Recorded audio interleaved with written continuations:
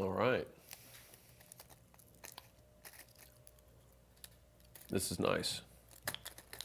We get to spend some time together.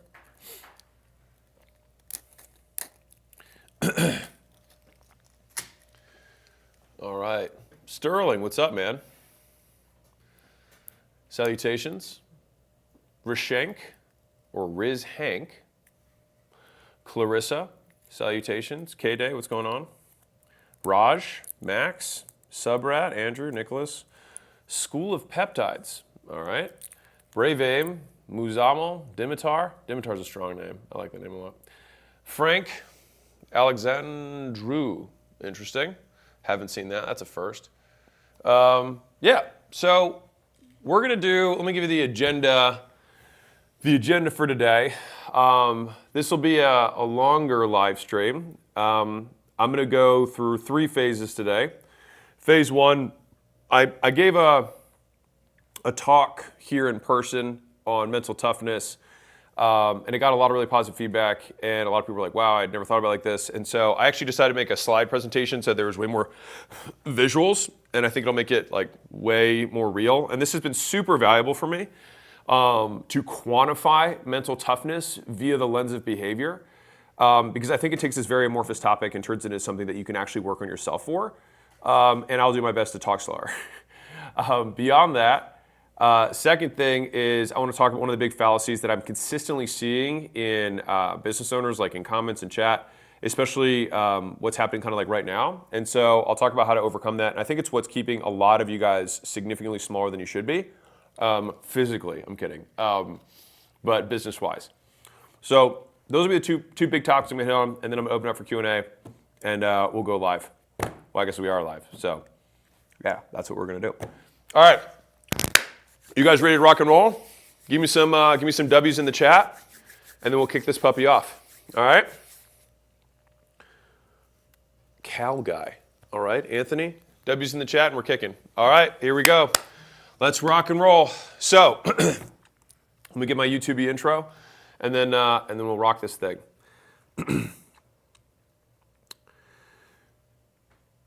You aren't where you want to be in life because you can't withstand the hard times and hard things that happen to you, and it takes you too long to recover. You fall too far when it happens. Too few things can disturb you, and then finally, when you do recover, you're worse than you were when you started. I'm Alex Hormozi. I own Acquisition.com. It's a portfolio company that makes lots of money, but today I want to talk about something that I think is key to entrepreneurship and even just being a human being who gets what they want out of life. And it's a topic that I think a lot about, which is one that's called mental toughness. And so I made this for you guys. So what is mental toughness? It's the chance a bad thing changes how you act in a way that's against your goals. That way we can take this big amorphous word and be like, well, what does it actually mean? It just means the percentage likelihood that when something bad happens, you change the way you act in a way that's not ideal. That means that mental toughness is no longer a do you have mental toughness or not, but instead it's how much mental toughness do you have. And so, for example, lots of mental toughness would be a low likelihood or a low chance of a negative impact on your behavior, as in like, well, rather, low mental toughness would be a high likelihood of negative impact on your behavior. I think there's a little typo here, but that's okay. Fundamentally, what we're trying to get into is how people respond to bad things, all right?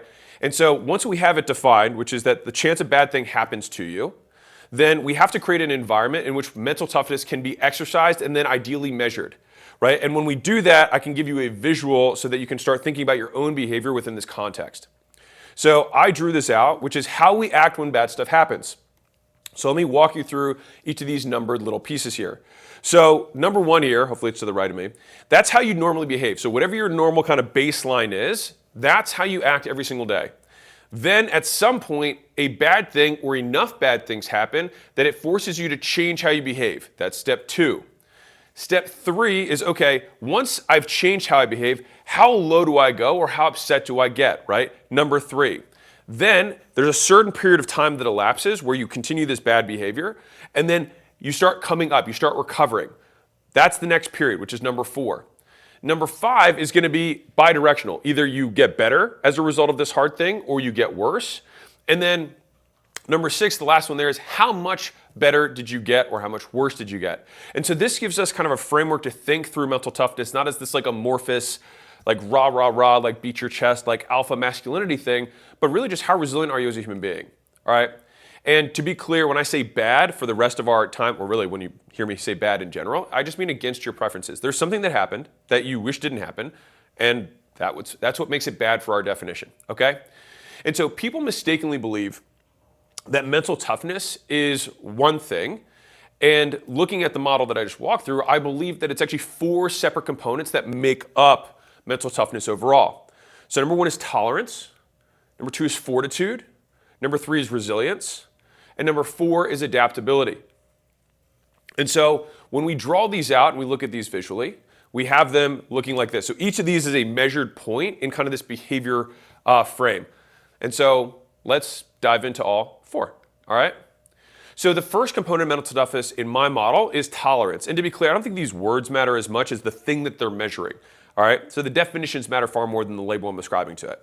So your tolerance, which is this first part here, this is how much hardship, the number of hardships, or how long you can endure hardship. I keep wanting to say hardship before you have a change in behavior. All right, how much tough stuff can you go through before you crack? All right, before you snap, right? And so if you're somebody who has a long fuse, aka it takes a lot to rock your boat, you have high tolerance, right? It takes a lot of stuff before you just say like, screw it. Right? Whatever that moment is, that is your tolerance, how long that fuse is. And so as I'm going through these, I would love you to think for yourself like, okay, do I have high tolerance? Do I have medium tolerance? Do I have low tolerance? Because none of us is perfect. And so we can always, if we can start measuring the components of mental toughness for our own behavior, it means we begin the process of being able to improve it, right? So high tolerance is that first period. It's that the first kiss of hardship until eventually you crack. How long that fuse is, that is your tolerance. So, like I said, short fuse, anything can set you off. And you demonstrate low tolerance in that situation compared to the first example. So it's not, fundamentally, it would mean that it doesn't take a lot to set you off. Now, a long fuse, on the other hand, versus short fuse would look like this. So here's my visual example for you. You guys pulling this in? So super long fuse, high tolerance. Super short fuse, low tolerance. That's thing 1. Okay, so, and I want to be very clear about this. Tolerance is not about ignoring pain, but about how long you maintain your intended behavior before disruption. As in, how long do you act normally before you stop acting normally? Now, you can deal with pain. Now, one of the really, I don't know if you guys have seen this. There's an Instagram channel, well, there's tons of channels that have like animals in the wild. It's like when you see that deer that's walking around normally, like eating grass with its guts like spilled out, or you see that lion or whatever that has like porcupine needles in it and it's just like walking along like nothing's bothering it. Of course it's in pain, but the question is, how long can you maintain your behavior? How long do you act normally before you stop acting normally? Now the second element here is fortitude. All right, it's the intensity of behavior change once your tolerance threshold has been surpassed. Let me translate that. So it's how much you change how you act once you've had enough hard stuff that you snap. How low do you go? How upset do you get? All right? That's what you have to think with. Mic is cracking. That's what I'm getting in the, we're good? We fixed it? All right, there we go. So the way to think about fortitude, do you take a deep breath? Walk outside for 5 minutes and then you come back? If so, then you have high fortitude. All right, so you have very small change in behavior after you crack. So even though you cracked, it's not like you didn't like, well, I'll show you what low fortitude looks like. So, or do you, like something bad happens? This would be a low fortitude example. Do you quit your job, get divorced, and get into hard drugs? Right? Look at the difference between these two things. So if you have low fortitude compared to the high fortitude example, you have a way steeper drop, a way larger change in behavior as a result. We lost your mic again. This is dog shit. We're still good though? Static is gone, mic is disconnected and died. Can still hear me though. Okay, so what are we doing here? What's going on? Are we all right? Can people hear? Can you guys hear? Yes? All right. All right. We're good? Mike has echo. All right. I don't know what to tell you. You're testing my fortitude right now. Technically, you'd be testing my tolerance right now. I'm back 100%. It's just echoey. Okay. Great. Rock and roll. So, hopefully you can see the two visuals next to me. Low fortitude, very small change in behavior. Very large change in behavior. High fortitude, very small change in behavior. It doesn't, once you do snap, you don't really snap. You just say, you know what, maybe I'm down for a couple days. Maybe I'm down for a minute or two. Maybe I get upset when my wife says something and you think, okay, and then you're back, right? That is high fortitude. So that's the first two. So we have our tolerance, how long does it take us before we snap? How much hard stuff can we go through? The second is how upset do we get? How low do we go? Which is going to be our fortitude. And the third is resilience. And this one's a really interesting one. And I want to, like, if there's one of these that I think is one of the most workable for many of you, and also probably the one that I would encourage you to work on the most if you don't have what you want in life, it would be this one. I mean, tolerance is amazing too, but I would say like maybe tolerance and resilience together, but let me explain. So resilience is after each, I'll give you the formal definition, then I'll give you the third grade definition. So after a change in behavior has occurred from a bad thing, how long it takes you to return to a new baseline. So once bad shit happens to you and you start acting out, how long does it take you to stop acting out? That's what resilience is. It's a measure of time. So do you bounce back in 5 minutes? You take a couple breaths, you walk outside, you come back in, you're good to go, right? If so, you have high resilience. So even if it's, now mind you, even if it's really steep, even if you like go crazy, but then you come back real fast, you still have high resilience. You might have low fortitude, but you have high resilience. You're back, all right? Or does it take you 5 years to bounce back?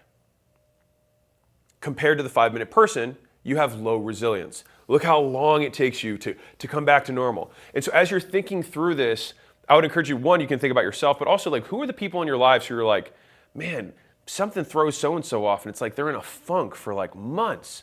That person is low resilience, right? If you have high resilience, what's interesting about it is that like, even if something completely rocks you, you can come back and it doesn't massively affect your life because you're like, I'm already back, I already recovered, right? And so that's the third component. And we're going to talk about more examples of all these put together and the mixes of these things for different types of mental toughness in a second, but I want to define the terms. The fourth of these, and this is the final component of mental toughness, is adaptability. So how your new baseline compares to your old baseline. As a result of this hard thing, are you better for it or are you worse for it? And so did the bad thing cause you to permanently change your behavior in a bad way? All right, are you permanently worse? Or are you the same as you were before? That would be kind of a neutral adaptability, kind of medium. All right, so if you stabilize after a bad thing happens, which you will eventually, at a higher new baseline, then you have high adaptability. You let the hard times beat the strength into you, not out of you. If you stabilize to your former baseline after a bad thing happens, you have medium adaptability. So you're acting normally, bad thing happens, you come back, and you're back to the way you were. You have medium adaptability. You didn't let it affect you. Fine, great. Now, the last version of this is that you stabilize below your former baseline after a bad thing happens. And I'm going to talk about this for a minute because this is going to affect more than one of you and certainly somebody you know. If that happens to you, it means that you have low adaptability. It means the hard time beat the strength out of you. So in this little visual here, you can kind of see the three versions of this. Either you adapt above, you got stronger from it, you stay the same as you were before, you didn't let it affect you, or you're permanently worse off as a result of the bad thing that happened. And so if the new baseline changes in either direction, positive or negative, then the experience traumatized you. And I want to use the actual definition of trauma here, all right, rather than the social media influencer, foo-foo, whatever, all right? The actual definition here is that you have a permanent change in behavior as a result of an aversive stimulus. And I'll translate that in a second, all right? So that means that you changed how you acted from something bad that happened to you. So just think about that. So whenever you hear people be like, she traumatized me, I would then respond, in what way did you change your behavior as a result of the bad thing? And if someone doesn't have an answer, it's like, no, she just did a bad thing, but guess what? You showed resilience, you showed fortitude, and you showed adaptability. So it didn't actually permanently change your behavior. Now I'm going to give you an example of trauma, bad thing, that creates a positive change in behavior. Is it still trauma? By my definition, yes. But was the trauma bad? Interesting. So let's dive in. So if the behavior change is positive, then it means you got better from a traumatic experience. That seems antithetical or against what most people would say about trauma. Trauma only makes you worse, right? It happens to you. You're a victim, right? What if it happens for you and you get better for it, right? Now, if it's against your long-term goals, then you got worse from it. That's how we'd think through this. If some bad thing happens to you, and then you have this goal of who you want to become, how you want to behave, where you want to go, but it becomes less likely that occurs. It traumatized you. It did. And you had low adaptability. You got worse from it. Now I want to be clear here. Both outcomes mean you were traumatized. You had a permanent change of behavior from a bad thing. You learned to do something different going forward. And so people who take my words out of context make it seem like I justify trauma when it couldn't be further from the truth. All right, I hope no one has bad things happen to them, right? But I see bad things happening against our preferences, as a fact of life. The only thing we have is our response to those bad things. And so at one extreme, you have someone who has maxed out stats of mental toughness, all 4, right? They are perfectly mentally tough. So how does this ideal person behave when something bad happens? They have huge tolerance, so almost nothing bothers them, right? High tolerance, super long fuse. If something does bother them, then their behavior change is so small, it's imperceptible, it's unnoticeable. No one can even notice that they're acting any different. And then they recover immediately because they have high resilience. So even that tiny imperceptible change, and then boom, they're back within a second. They came back, high resilience. And then, not only that, they use that experience, that bad thing, to get better. So they have high adaptability. And so the end result of that is someone who just keeps getting better. They just keep getting stronger, they just keep improving, and life happens for them, not to them. Real. And the real world result of this is that it takes very little to throw them off their game. On the other hand, if somebody has, let's imagine an imperfect person, all right? Let's somebody who's 0 out of 10 mental toughness. They're a mental weenie. They're a little ninny, all right? Some of you know these people as well. Some of you may be these people, all right? And so for you, it may take almost nothing to throw you off your game. Maybe it's bad weather. Maybe you got a little bit of traffic. Maybe the Wi-Fi is slow today, right? Maybe someone wrote a mean comment, or maybe your post didn't get as many likes as you want, right? Somebody didn't buy and you thought they should have, right? Someone just calls you a bad name, right? They say you live your life in a way that I would not prefer, and you say, oh gosh, gee whiz, what will I do now, right? And so it takes very little to throw you off your game. A tiny inconvenience sends you spiraling. Low tolerance. Think weenie tolerance. Itty bitty bitty bitty tolerance. All right? Now, the next element of this mental weenie is that not only does it take almost nothing to throw them off their game, they drastically change their behavior. All right? They go super deep. They massively change how they behave as a result of this tiny little thing. Right? Again, we're thinking about a weenie here. I probably should stop saying that. Ninny. We'll keep with ninny. All right. And then, and here's where it gets nasty. This is the third point of their mental ninniness. All right. Is that once they've massively changed their behavior, they stay down for a long time. And this is what that would look like. It takes them a super long time to restabilize their behavior. Like that tiny little Wi-Fi being so, that tiny little comment that someone said, forever. It just keeps bothering them, keep replaying in their head. They said this thing at this party and they think people laughed at them and they just keep replaying it, right? And not only that, when they finally stabilize, this is the fourth element, right? When they finally stabilize at this new lower baseline, they now are permanently worse as a result. So almost nothing threw them off. As soon as they do get thrown off, it's super deep in terms of their change in behavior. It takes them forever to recover. And then by the time they do recover, their recovery is worse than they were before. And you have met these people. I have met these people. This is the person who gets broken up with, gains 50 pounds, loses their job, and gets addicted to drugs. And, key point, never recovers. And so life occurs, and they simply get worse over and over and over again. Every time something happens, they spin out, they change their behavior, and then they're permanently worse. They're less likely to achieve the goals they have in their life, whatever those goals are. Life happens to them, not for them.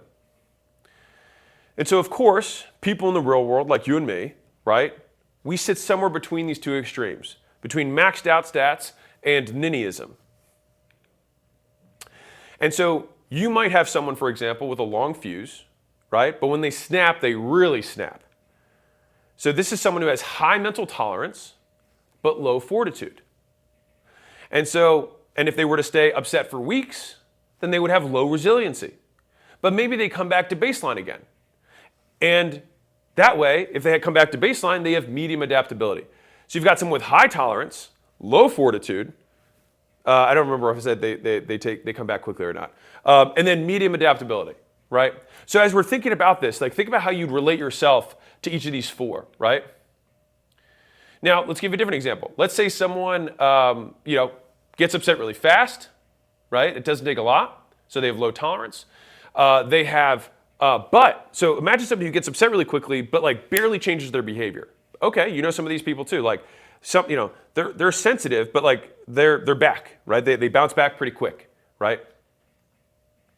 So they would have high fortitude and high resilience. So it doesn't change their behavior much, and they recover really quickly. Okay, doable, and they have normal adaptability. So you know these people, right? So it doesn't take much to set them off, but they only change behavior a little bit, and they recover really quickly, and then they go back to normal, right? Well, when you think about that, that's a different kind of mental toughness makeup than the first example. No, Richard, trauma is not more complex. People try to confuse each other and listen to other people who confuse them. Trauma is a permanent change of behavior from an aversive stimulus. Something bad happens in your life, and you permanently change the way you behave. Period. Period. Period. I don't know what to tell you, bro. I really want to help, and that's why I'm saying this. People who believe that allow trauma to permanently change their behavior in a negative way, and they get worse from it. And God, I hope that no one has traumatic things in their life. I hope that nothing bad happens to you. But it is a fact of life that bad things will occur. And so the question is how you behave as a result. Real. I want to help. I really do. And this is why I'm making this stuff for you guys. All right. So, real world examples. Where was I? They barely changed their behavior. Okay, so this person, many things bother them. They barely change their behavior, but they get in a bad mood. They cry maybe, but then they recover. Now, let's do a different example. Maybe it's someone who has low tolerance. Remember, they snap really quickly. High fortitude, so they don't change their behavior much. Low resilience, so it takes them a long time to recover. So think about somebody who's it doesn't take a lot. They change a little bit. So they're just they're just a little bit in a funk. They don't lose their job. They don't lose their boyfriend. They're just not as chipper, right? They're just maybe they're cold shouldering, or maybe they're just aloof. They just don't kind of glazed over. You guys know somebody like this, right?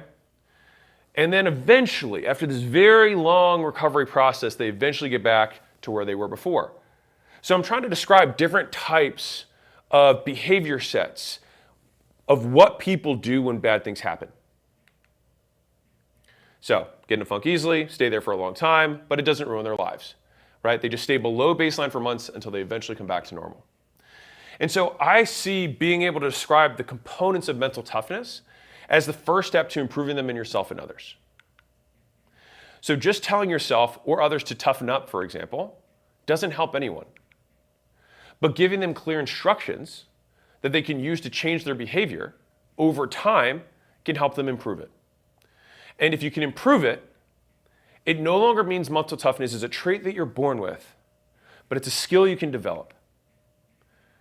So, if you have a short fuse, then you need to practice not giving power to something to ruin your day or ruin your moment, right? If you have a short fuse, then that's the behavior change that you have to think to yourself. I'm not going to give power to this person. I'm not going to let this thing change my behavior, right? So what I want to say here is I'm not saying don't be upset. That's not my point at all. You just want to allow yourself to be more upset about letting something change your behavior than about the thing itself. So, for example, I can't believe that person said XYZ to me, right? Rather than lashing out, you think, I don't want to give them that level of control over my behavior. I want to be bigger than the pain. Simply put, just continue to behave as normal despite the fact that something bad happened.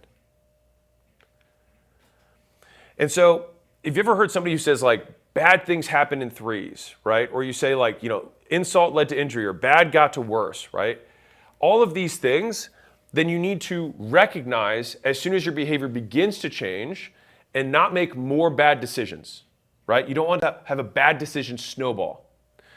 And that becomes a very slippery slope that we want to avoid as fast as possible, the negative snowball, right? And the only way you can do that is by first recognizing that you diverted from your normal behavior. You have to recognize, you know what? I got in a bad mood and I started acting differently, right? Now you can be in a bad mood, but if only you know and no one else knows, great job, right? You change your behavior. Okay, what would I normally say if I walk in the room when I'm not in a bad mood? Okay, well then why don't I say that even though I'm in a bad mood? Mental toughness. And so for the second kind of character trait that we're trying to improve, right? Then rather than justify why it's okay that you acted out, rather than justify that it's okay that you behave differently than you're normal, right? Remind yourself of all the even worse things that will happen as a result of this continued slippery slope, of continuing to behave in a way that is not aligned with your goals, right? Because if you continue this course, and the way that I think about this is what happened the last time I went down this road? Remember that bad thing that happened? I remember tons of bad things that have happened when I act out too long, too hard, right? And I think that the more you practice this, the faster you catch yourself from spinning out. You're like, okay, I just changed my behavior against my goals. Okay, let me come back up, right? As soon as I can recognize it. And so on a personal note for me, I think that this one actually hurts the most, right? Trying to fix fortitude. Because I have to admit that I was too weak to control my behavior to begin with. I have to admit that my tolerance was not sufficiently strong to withstand whatever hardship I went through, that I did end up reaching past my max, my theoretical max of hard stuff that I was able to withstand, that I did change my behavior. But at least once you recognize it, right, you can give yourself the opportunity to demonstrate strength. And so in some ways, that's the silver lining. When you do act out, you're like, wow, this is actually an opportunity for me to stop acting out and demonstrate to myself that I have higher fortitude than I thought I did. And when you do that, you have the strength to change it. And so this action or this decision reverses the momentum of the bad decision, of the bad behavior that you did. And I say bad, again, against our preferences, against the goals you have, right? And it begins the ascent back to baseline. And so if you realize that you've already messed up, you snap back at your girlfriend, you said something mean to an employee, you said a snide remark to your boss after something pissed you off, whatever it is, right? You realize that you messed up. No matter how big or small, you just focus on getting back to normal. What would I do if I were not upset right now? You act as if you are not upset. You allow yourself to be upset, but not let the upsetness to change your behavior. So independent, whether you like it or not, that's the point. And so I want to be clear here. This does not invalidate your feelings. It simply breaks the direct link between how you feel and how you act. The goal is to return to baseline as fast as possible. And over time, you can act like normal faster and faster until eventually it's almost as if you were never upset to begin with. AKA, your behavior doesn't change at all. And on a personal note, this is one that I found one of the easier ones to improve. Once it's like, okay, I messed up, I've acted this way, how do I jetpack back to normal as fast as possible, right? So as soon as you hit your rock bottom, whatever that is for you, of this upset period, you reverse course, hardcore, full 180, full throttle forward, back to normal, all right? Because then you get to say, like, it only controls me as long as I allow it to control my behavior. And so if you realize, now we're getting into the last version of this, if you realize that you are worse off than you were before the bad thing happened, we're getting into adaptability, then you have low adaptability, right? And now, how do we reverse this, the fourth component of mental toughness? Then you have to ask yourself, how can I let this bad thing serve me? In what universe would this bad thing occurring actually be the beginning of something better? Real. And so no matter how bad it is, our moments of greatest growth typically come after our biggest upsets. I don't know about you guys, but for me, this has totally been true. Like, a lot of my greatest growth has come from like very, periods where, my fortitude was tested. I acted worse than I would like to. And then at that point, you come back to a baseline. But then you look back on the whole experience and you're like, how could this have served me? In what universe would this actually be in a story where the protagonist grows from this? So I love this. I think that I heard this first time on Joe Rogan, but I love the frame, which is that if you were to wake up, right, as the main character in a movie, and you know that that movie has a happy ending, and the character gets passed up for the promotion, doesn't get the girl, the person they cared about most dies, what would the character in the story do to move the plot along towards the happy ending, right? As soon as you recognize it, what would that character do? You do it. And to be clear, guilt means that you broke your own rules. And shame means you broke other people's rules. And those things are only useful after you had a bad behavior, right? As long as they get you to change your behavior for the better. Those two emotions, which come as the result of breaking your own rules or breaking other people's rules, are effective for changing behavior if you let them help you change your behavior for the better. You just simply feeling bad for the sake of feeling bad and not changing your behavior serves no one. It serves no purpose. So to be clear, I am not saying that you're supposed to numb yourself at all or not feel your feelings. I'm stating that you do not need to act out your feelings.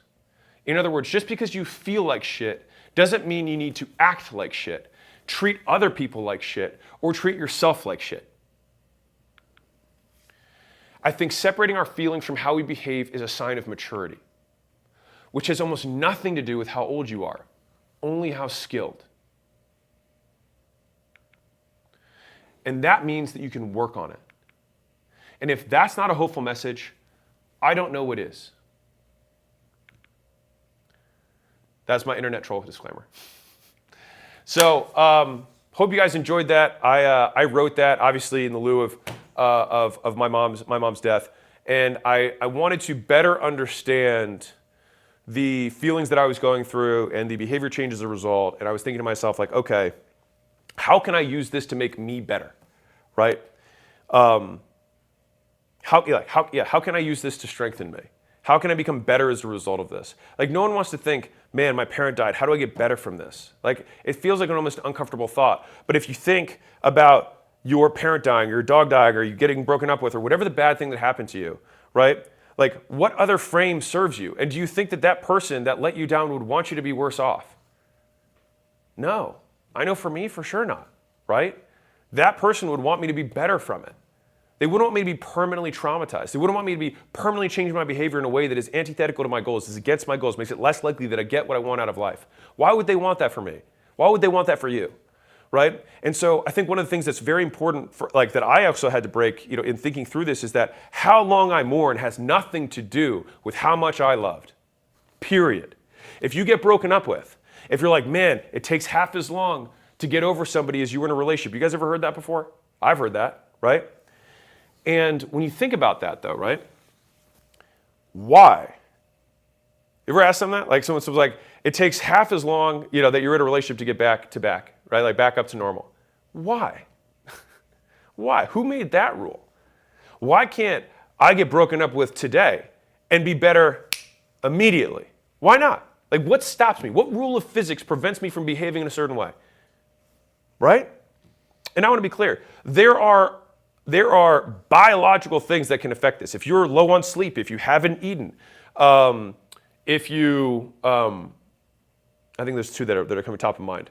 But like on the flip side, it's like if you slept really well, you have a full stomach, like you are more resilient, right? You have more tolerance and you have higher resiliency. All of your mental toughness stats will go up when you are biologically in a better situation. I only say that because they've measured this. People are less tolerant when they haven't slept. They're less tolerant when they haven't eaten, right?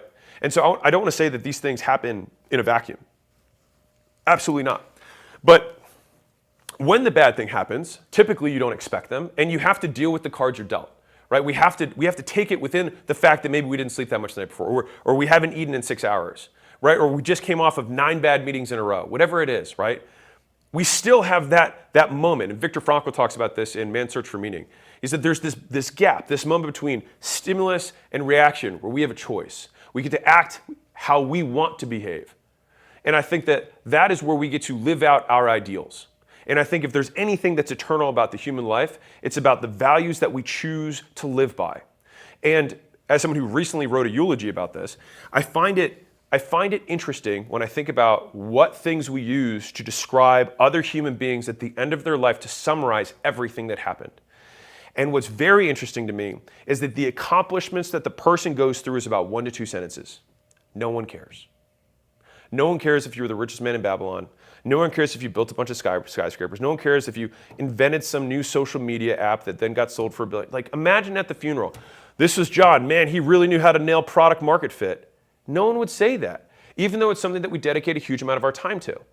And what I did find that was interesting is that there was 2 things that persistently come up as the things that people talk about, which is number 1, service. What do they do for other people?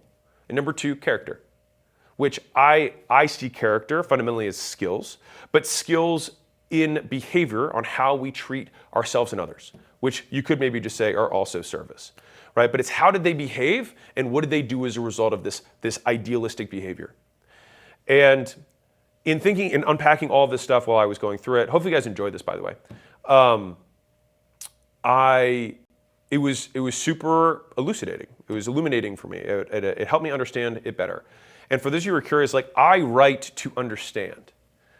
I think some people come at writing from the perspective of like, I want to document all these things, and I think there's a component to that. But trying to take what you have in your head and write it out will show you how many gaps you have in your thinking, and it forces you to learn because there's no hiding from the words on a paper. Right? There's the gaps in understanding become very clear when you actually try to explain it word by word in front of your eyes, rather than just these amorphous thoughts that kind of swirl around your head. And so this was super, super valuable. I told Layla, I sent her the thing that I wrote about this, and she was like, I think you might have a non-business book in you. So if you guys would like a non-business book, let me know, because I haven't started what my next book's going to be. So how about do this? Put a W in the chat if you would want a book like this, and put a B in the chat if you'd want a business book as my next book. It's an either or. So it's real. It's an either or. So I love what Steve said. No, thank you for that. Just don't write another book, please. Some B's and W's. Oh, some more W's than B's. Interesting. Yeah, I mean, I've always tried to stick more or less to business, but I have a hard time. I'm having an increasingly difficult time separating out some of these, I would say, behavior sets, interpersonal skills, self skills from it, because so many things in business rely on you having this, right? Like you could have the best business strategy in the world, but if you have low tolerance, if you have low fortitude, if you have low resilience, if you have low adaptability, you will fail. It doesn't matter. And what I find interesting about this is that so many people are looking for the latest tactic when most of the time they can't execute anything for a consistent period of time because they get in their own way. They allow the world to dictate how they act. And that means that you are controlled by the world. And I think that to a large degree, many of us are. We're certainly influenced by it. And we can almost act as this tiny droplet of defiance, this tiny droplet of agency of like, what do I choose to do? I know all these bad things happened, but what am I going to do? And I think that there's a certain amount of inner strength that you experience, or this feeling, maybe peace if you want to call it that, where you're like, I know I'm in a bad mood right now. I know bad things have happened to me. But I'm still going to behave as though this person deserves my respect, they deserve my love, they deserve my appreciation, they deserve my gratitude. And if I can get through this day, just today, or even just this conversation, without them knowing that I was off or that I was in a bad mood, then that's a W. And I think when you think that way, it's like you can take it one at a time, just one W at a time. And what happens is that as time passes, as you give time, one, that skill reinforces. You get better and better at it because you keep practicing it. But on top of that, you start to develop a reputation for being someone who's unshakable, unmovable, who's consistent, unbreakable. And then what happens is people begin to reinforce that identity with you. They start to tell you those things. They start to tell, well, he's a rock. Man, that guy keeps going. That guy's, he's a maniac. He doesn't stop, right? People start to describe you this way, and you start to believe it. And you start to act in a way that confirms their positive suspicions, the traits that they choose to name you, they label you. And so that begins and kicks off the virtuous cycle. But some of you guys right now are in that, you're in that valley of despair, right? Maybe you had low tolerance, maybe you had high tolerance, I don't know. And something bad happened, and then you changed the way you behaved. And maybe you're in the low resilience. You're just still kind of puttering along. And I would encourage you that, one, like at the end of your life, the only thing that people will talk about is how you helped other people and how you behaved. No one, like at my funeral, no one will give a shit about how many books I sold. No one will care. No one will care about the business that we built. No one will care about the houses, the real estate, the equity, and like no one will care. No one will care. And so I think the idea of starting at the end and working backwards is super powerful. And yeah, I appreciate you guys. I wanted to do that live with you. Hope you enjoy that. Business, but with some mindset built in. Okay, sweet. So that was the mental toughness one right now. I'm going to do a second video, so you guys want to see like what behind the scenes of doing the videos. James, I think I might have to do like, instead of $100 million mentality, I might do mindset. Even though I think I hate the word mindset so much that I might have to write a book about it.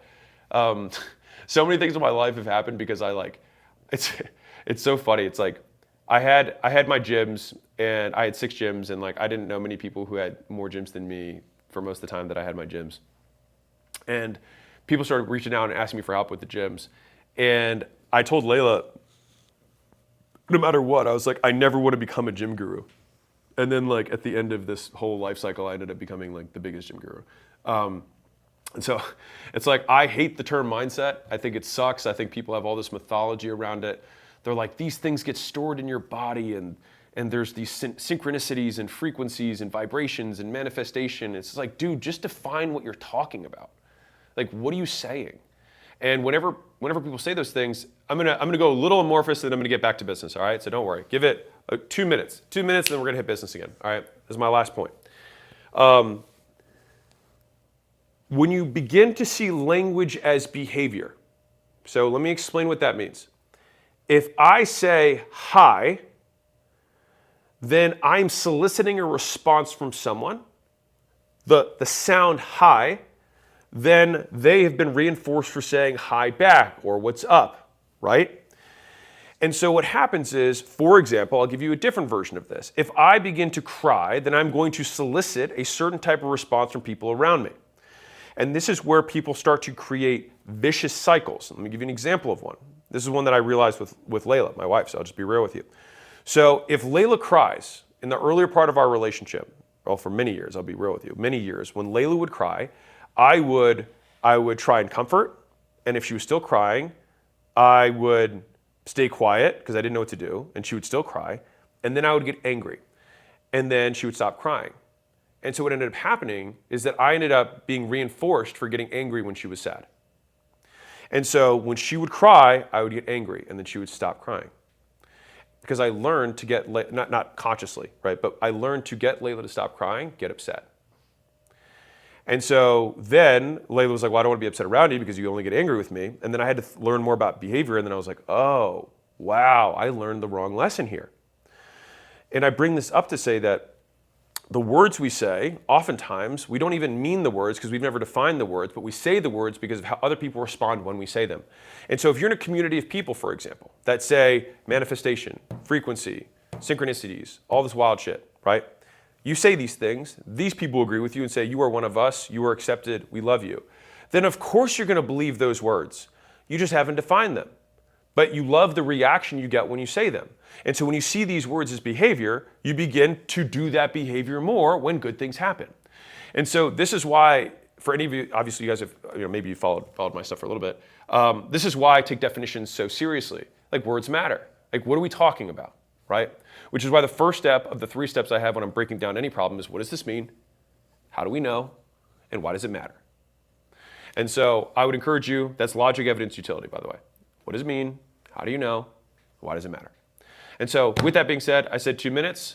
Now we're going to get back to business. Cool? Rock and roll? Like it? All right. Let's do it. We now begin the next of our YouTuber videos. I can never crack my knuckles. It like freaks me out when I see people do it. But for the moment, I kind of want to do it. But imagine, crack. Okay.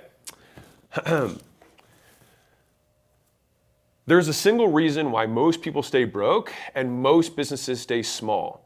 So I've been in business for 14 years. I own portfolio companies, acquisition.com, that last year did over $250 million in aggregate revenue. And the number one excuse that I hear from entrepreneurs about why they haven't grown is that their market is saturated. It's too small. There's so many people. It's super competitive. It's red ocean. Everyone has these different terms. Like, I don't want to start this thing because there's so many people doing it. Here's what's insane. 99% of people who say this are completely wrong. And so unless you're selling to 140 people in a rural town in the middle of nowhere, your market is probably 100 or 1,000 times bigger than you think. And the average entrepreneur has tapped into less than 1% of the actual market. And so there is a massive gap between how you see your market, how you perceive your market, and how big it actually is.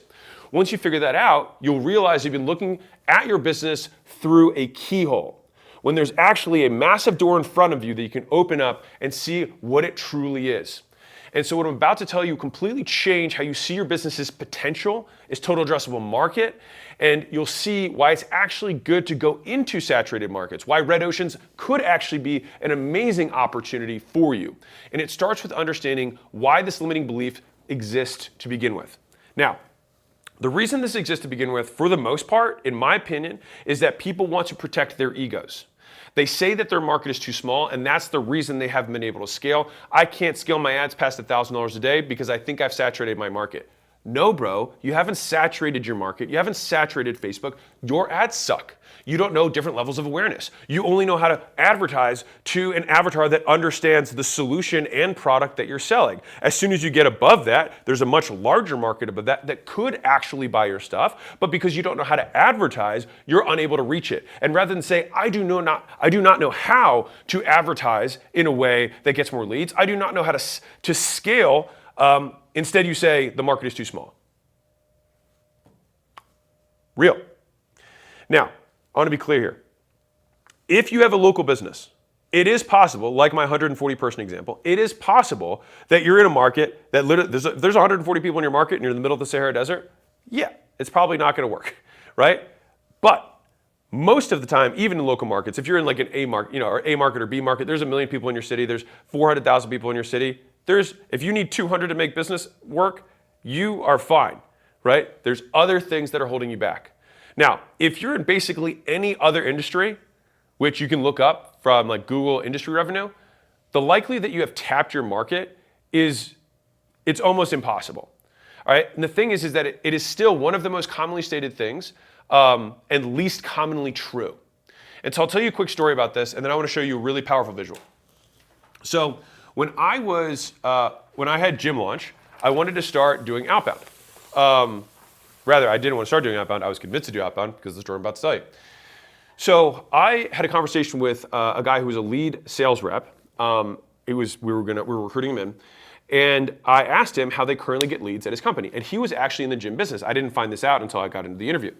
And he was selling gym software, whatever. And I asked him how much they were doing a month, and they were doing 10 million a month. And I was like, holy cannoli, I've never even heard of this business. And I said, okay, well then how are you getting all your leads? He said, oh, we just do outbound.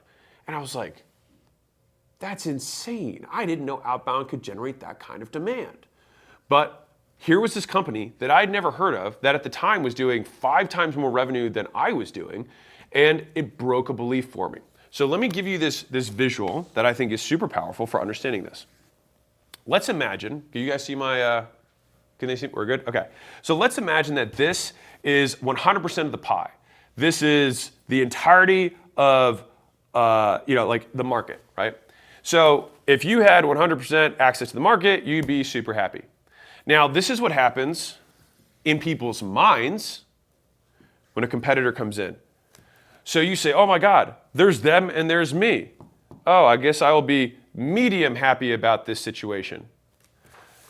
And then, let's say you have 2 more competitors that come in. Now you're very sad because you're like, wait, I used to have this whole pie, now I only have a quarter of the pie. This is false. This belief set will keep you poor, or at least poorer than you would otherwise be if you adopted a different perspective. So, you currently advertise in one way using one specific platform and one specific medium on that platform.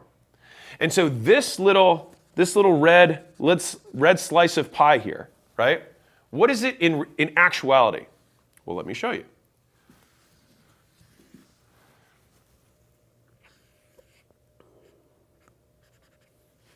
This is what that little slice of pie looks like when we actually consider the size of the market and the aggregate attention that exists. It's so small, you can barely even see that it's happening. And this could be just all the different platforms on which content, let's say content is how you get your customers. Maybe this is Instagram. This is Facebook. This is TikTok. This is YouTube. This is X. This is radio, right? This is TV. This is Taboola. This is Google search. This is direct mail. This is email, right? You can keep going. This is school, right? All of these, and you're here, and you're saying, hey, I think I've cut my market into I only have a quarter of the market that's available to me. But wait, there's more. We still have our ads circles, which you're currently doing nothing with. Just imagine all these circles fill out. Go as fast as I can. All right? And then, wait, there's more. Now we have our outreach. And on here, we could do direct mail. We could do DMs. We could do DMs on Facebook. We could do DMs on LinkedIn. We could do DMs on TikTok. We could do DMs on, we could do phone calls. We could do every single way that you can contact another human being one-on-one is the different ways that you could do outreach. And so when we look at this whole thing, you had 2 competitors, or 3 competitors, 1, 2, and 3 that came into your marketplace and you said, oh, therefore, this is now super crowded. But the reality is that you're this tiny little sliver of this one way that you get customers on this one tiny platform. And I haven't even added in the next layer of this, which is on that one platform, are you maximizing every way to advertise on there? I make a couple Instagram posts. Okay, cool. Are you making stories? Are you making images? Are you making carousels? Are you doing all the different ways of doing that? Oh, I make YouTube shorts. Okay, great. Are you making YouTube blogs? Are you doing YouTube community posts? How many of them are you making? Right? And I told you that I wanted to shift this belief for a second because many of you are not being limited by your market, not even close to it. But even if you were, and I want to take the opposite perspective for this for a moment. Let's imagine that you're in the absolute biggest red ocean, right? Red ocean being it's super populated, there's blood in the water, right? Do you think the business advice niche is populated? Do you think there's a lot of red ocean in business advice? Yeah, probably, right? And so should I have not gotten into this? The bloodier the water, it means the more fish are there. And so where there's the fiercest competition, there's also oftentimes the biggest rewards.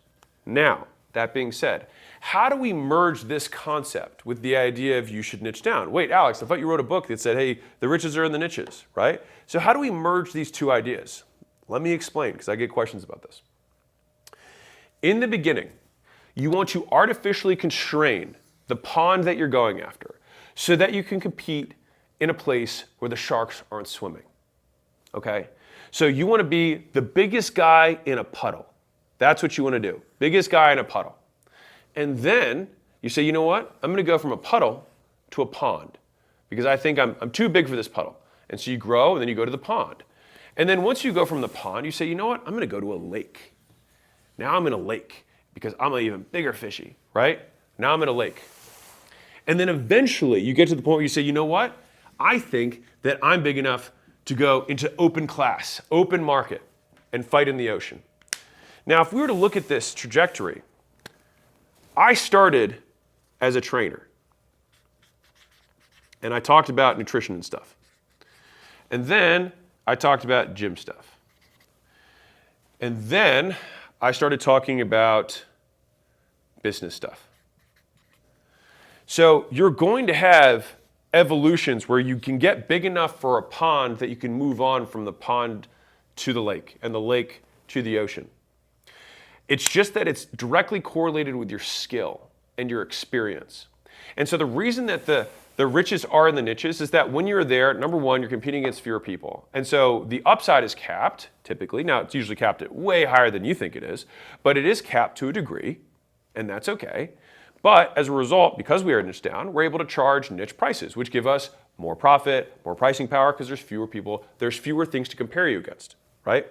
And so there does come a time where you can go move the market, right? Move your market rather, to go after a different segment or a broader segment. So let me walk through what you how to think through this evolution for a business. So let's say that your current business is this little dot here, okay? There are 5 directions that we can move with this dot. We can go, so let's imagine this is we've got a triangle of a marketplace, okay? So this is where you inhabit. You can go up market, all right? So for example, in my gym launch days, I could, instead of serving single location fragmented gym owners, I could go to franchisors, right? Multi-location owners and franchisors. So I have one-off gyms here. Now, the next direction, so this is direction number 1 I can do. Direction number 2 is I can go down market, which would be that I could go after trainers. There's way more trainers. They have way less buying power, but there's a lot of them. There's fewer franchisors than there are gyms, and there's fewer gyms than there are trainers. Pyramid, right? So that's the second thing we can do. The next thing we can do is we can go adjacent. So instead of gyms, I say, you know what? I think I can help chiros. That's what I think I'm going to do. I'm going to take my systems and I'm going to go into chiropractors. That would be an adjacent market. I could also go broader, right? Which would mean that I would look at this way. Which means instead of gyms, maybe I talk about health and wellness in general. And so that means that I could go after chiros, med spas, anybody, weight loss clinics. Oops. All of these things are now broader. Or I can go narrower. So instead of gyms, I say I'm only going to work with spin studios. I'm only going to work with dancing studios. So this is our 5th, this is our 4th, this is our 3rd. So that gives you 5 directions that you can go in to change the direction of the market that you choose to play in.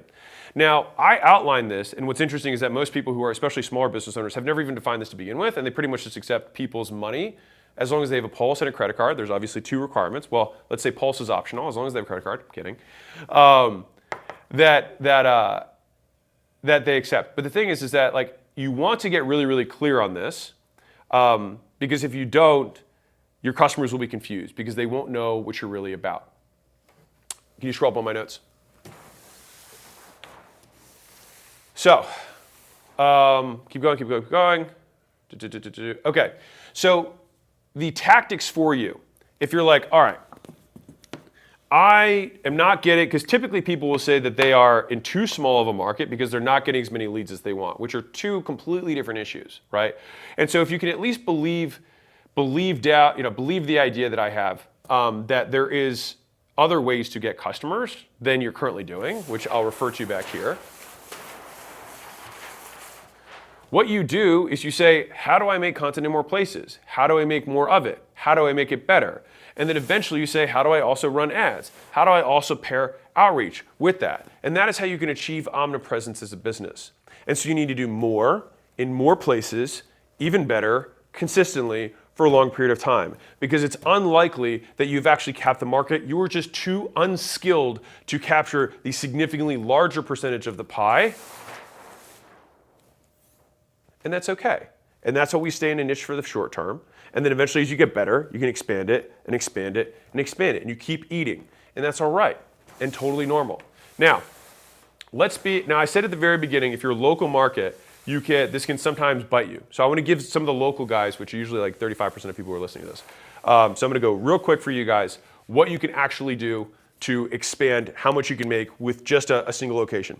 So number one is you can expand your actual location. So that means you knock down walls, you add seats, you just increase efficiency. Like how can I get more from my existing 4 walls? How do I get more out of it? Like for me, when I started getting too crowded at my first gym, I cut the class times from 45 minutes to 30 minutes. And by doing that, I got 1.5 times more classes in. I cut out the breaks between classes. So again, I could fit more people in. I could also extend and open more hours. All of those things expand your existing location. The second thing that you can do is what I just walked through, which is you add more channels. So, okay, you're posting on Instagram. Are you posting on X? Are you posting on YouTube? Are you posting on Facebook? Are you posting on TikTok? Like you expand channels. And I would say that many of you guys have heard my rule of one avatar, one product, one channel until you get to $1 million a year. The only exception to this is sometimes local businesses. Now, if you're in, I would say, an A or B market, you could totally just do that to get to $1 million a year. If you're in like a C or D market, so I would say, I don't know what the numbers are there, but I'm assuming it's probably like less than 50,000 people in like a 10-mile radius of where you're at. If you're at less than 50, then you're going to probably need to use more than one channel to get customers because there's just not as many people. You have to saturate that tiny market by getting in front of more people in more places. The third thing that you can do is you open another location. So you can expand the current one, you can add channels to drive even more into the current one, but at a certain point you're going to max out your 4 walls. And so you just open a new spot. And I see that as the eventuality of most of these businesses. And I think this is kind of interesting because a lot of people feel like they're like, I don't know if this is a $100 million opportunity. It's like, well, yeah, your one store isn't a $100 million opportunity, but you being able to duplicate and nail the model and then scale the model absolutely is. And so even if, I can almost promise you, like, sorry, I almost swallowed my gum. If you have the goal of getting to $10 million a year, you can pretty much do it in any business. If you have the goal, with the exception of if you are a brick and mortar and there's 100 people in your local market, probably not. But outside of that, that business model, even if you were in a tiny market, could get to 10 million a year. You just open up in new markets. That's all you do, right? And so most people's goals are achievable within their current vehicle. They're just too impatient and believe that there's another shiny object that someone will get there faster. But if you take the natural extreme and say, if I only did one thing for 40 years, do I think I'd be successful? Probably. And so if you knew that to be true, then that would give you a very strong reason to stick with whatever you're doing. Because let me give you a visual for this. This is the cost of switching. So if, let's say that you're in year 3 of your current business, okay? Or current opportunity. It doesn't really matter what it is. So this is 1, this is year 2, this is year 3. Okay. Now, what people want to convince themselves is that they're like, I want to start this new thing. Okay, that's fine. You want to start this new thing. So let's say that year one of this new thing is higher. Okay, that's fine. This one is a little bit higher than this one in year two.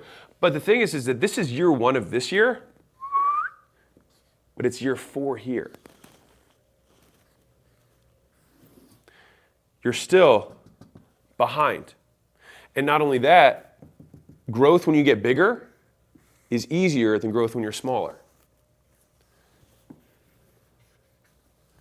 And you're like, okay, well maybe this faster rate of growth, I'll be able to catch up. Okay, well now you're year 2. But now we're at year 5 over here, right? And so the head start that you give yourself by sticking with something, like sticking with it is how you get the head start. It's how you keep the head start that you already began. That's something that I think so many people miss when they're trying to go to this next opportunity. Unless there is something inherently wrong with the assumption that you have, and skill is not the deficiency that you need to overcome, which it often is. Most of the time people get stuck on things that I call features, not bugs, and this isn't my invention, is that there's an element of your business that makes it hard. There's an element of every business that makes it hard. But that's what makes it a business, and that's why you're compensated for it. If you're in the cleaning business, the difficulty you're going to have is attracting and retaining high quality talent. If you're in the fitness business, the difficulty is attracting customers and customer retention because people are inherently really shaky about staying with their fitness goals. But they typically stick with their cleaners for a really long time, right? And so every business has elements that make it shitty. It's just the name of the game. And you know what? I'll give you a different frame on this. So if you were to think about different business models, so let's think about, I doubt many of you guys have heard this, so this is pretty sweet. So let's say that you've got e-commerce, you've got, let's say you've got service, you've got, let's say info, education, media, and let's say you've got SaaS, all right, so software. Okay, so let's say that these are 4 different opportunities. Each of these opportunities has a different shape. So info looks like this. Starts really fast, very difficult to scale. SaaS is the opposite. Starts really, really slow, scales really, really fast. E-com is more like this. You can scale fast, but there's difficulty with typically cash flow because you have to continue to buy more inventory. You have supply chain issues. You have to switch suppliers, switch 3PLs so they can handle your volume. All of this stuff happens as you continue to grow. So it's more like, hold on. It's more like this. That's the shape of e-com, right? And then service businesses are more like this. The slowest, but they are steady. And so when you see these 4 shapes, many of you guys just hit the crappy part of whatever the opportunity that you're on is, and then say there's something wrong with my business, therefore I should stop, rather than seeing it as what it is, which is this is just the nature of how this business works.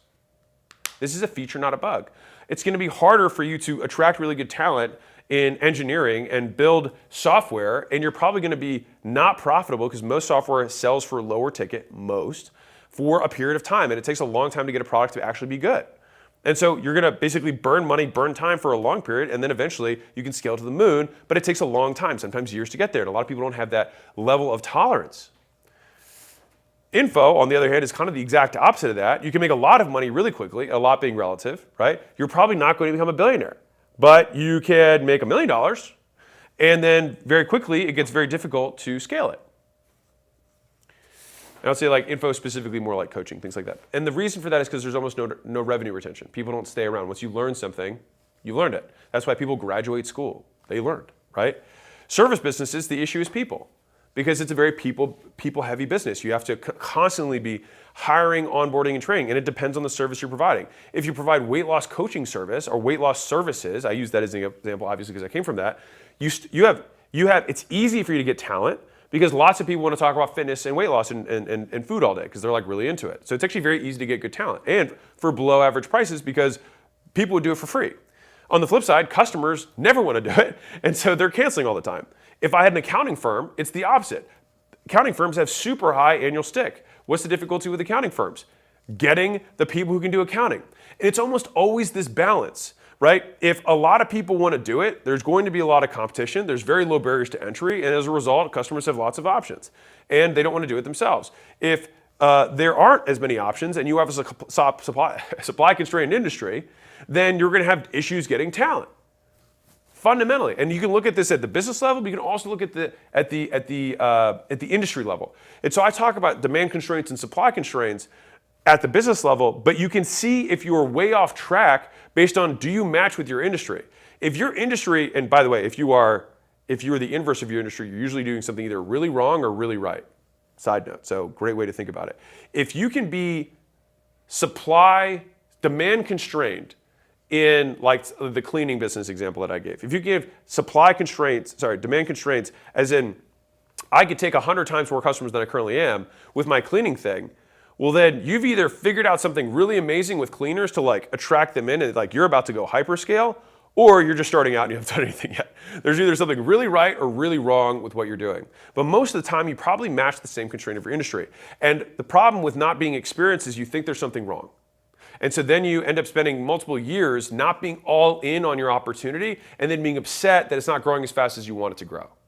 When in reality, you never really gave it a shot because you're always looking, you're kind of like the guy who's in the marriage that they're like, they were in love a while ago and things are okay, but he's got a wandering eye, right? He's always looking, he's always trying to look for the next thing, the next girl, the next whatever. And he's like, well, my marriage isn't good. It's like, well, no shit. You're spending all your time looking at these other opportunities rather than doubling down on the thing you got.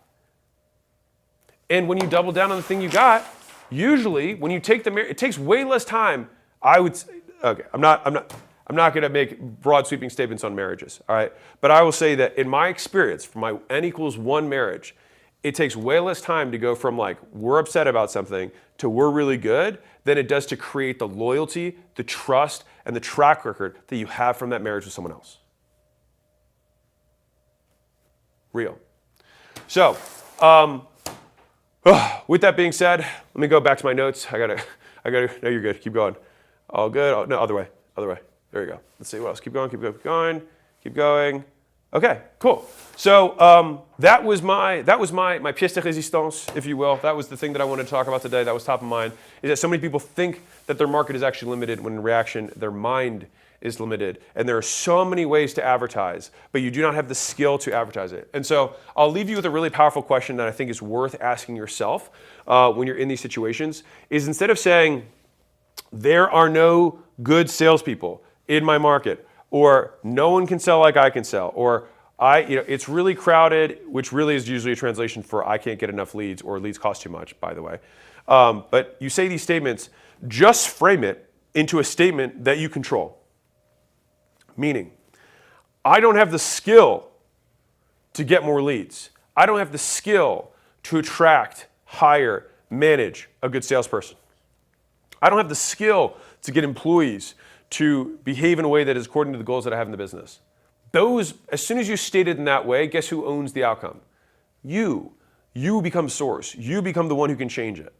And so I would just it just does not serve you to cast your power outside of yourself and give that as the reason for why you lack the success that you want. And here's the crazy part. You could be right. And so what? Like, some prizes aren't worth winning. Like, if you want to play the pity game and you want to win the pity award for person who was born with most inconveniences or person who had the worst things happen to them, you can win that award. The question is just, do you want it? Is that prize worth playing for? Is it worth competing for? For me, when I hear or see a situation like that, there's also something that I think is the same power, if not more powerful, which is this person was able to win despite that. And that's a story that only you can have. And the more fucked up your childhood, the more fucked up the things that you went through to get to where you are, the stronger that story is for the people who follow behind you and look up to you. The more you can serve as an example for other people who have suffered the same things that you've suffered or suffered worse than you've suffered. And I think it's like you rob yourself of that opportunity by protecting your ego and saying that it was because of this other thing. And maybe you're right. But wouldn't it be cooler to be right about the fact that that was true and you won instead, and you won anyways, and you succeeded despite that? I think that's a much cooler story. And I think that if we use the story frame, which is one of my favorite razors, which is that when you're 85 and you're split between two choices in life, pick the cooler story. Because at the end of your life, it's the only thing you're going to be left with anyways. And when you have these two choices, there's usually the hard thing, which is the right thing, and the other way. And the reason that I think you should always take the hard thing is because if the easy thing were the right thing, you wouldn't have had to make this decision because you would have already done it. And so you're only hesitating because it's harder than you expect. So with that, appreciate you guys. Hopefully that was fun. This is how we make YouTube videos. Thought we'd just do this for you guys. Jingguan Bu, I'm just gonna say that's your name. What if AI kills us all? You won't know because you'll be dead. And if it kills everyone, then all status games are over. And as soon as it's human against machine, we all lose. And until then, it's going to be humans using machines against humans using machines, which is what it's been since the dawn of time, except swap machines for tech, but you get the idea. All right. That being said, we're going to do more Hormozi Hotline, and we're going to come in hot. You feeling hot, Mr. Duke? Feeling hot and heavy? Cool. We got to do a different one. I want a different headset. This looks so boomer. Hold on. I'm getting a little toasty. I'm feeling that heat. That heat's moving. All right. How much will this live be? I don't even know what that means. All right, let's see here. I mean, I think it's free. Ever consider going back to Iran? No. All right. Is that good? Am I good? I can't hear anything. What time is it? 1:35. Oh, we're doing great on time. Okay. Yeah, you guys like that? All right. Where's the fan for Alex? I know I should get a little fan action. Ever coming to South Africa? Dude, I haven't even been to Africa, let alone South Africa. I don't even leave the U.S. that much. How should I scale my real estate business? Well, maybe we'll get to that. Before I dive in, because I think if we're lucky, Layla may end up joining us. So before I put this on, I'm actually going to do something a little. Before I take calls, I will take calls in a second. But I want to say one more thing. Before we hopped on, the chat was frozen because we have this like screen thing that I can see the chat, right? And there was like 6 chats from the last time that were like frozen on the screen. And one of the guys said, I've got $1,000 and 800 old contacts. What would you do if you were me starting a real estate business? And I read that, and I've basically been thinking about it this entire time while I've been making this 2 other videos. And so I wanted to talk to it because it kind of moved me a little bit. What I want to explain is it's so fucking hard. And when I say it, I'm saying like when you start out in business, it's unbelievably hard. And the reason that business owners at the highest levels get compensated the way they do is because they were able to make it through that period. They earn the right to earn above average. They earn the right to earn more in a day than people earn in their lifetimes. And I think there's a sort of spiritual strengthening, and that's probably words you wouldn't normally say, so maybe I'll use my behavior frame, which is that you have to learn how to behave in hard circumstances so that you can continue to make it through the hardships that will inevitably come as you grow. And growth comes from a deficiency between your current and desired, or your current and required. You need to be here and you're here, and that stretch hurts because you're inadequate. You have to look at yourself in the mirror and be like, I'm not good enough. And they call them growing pains for a reason. And so if you're like, man, I wish I could grow really fast, you're actually wishing for a tremendous amount of pain for an extended period of time. And then when people don't have that, or they hit their first pain, they're somehow surprised that it hurts. And the thing of the pain of business is it's not just like this this visceral physical pain. Of course, you have those from time to time.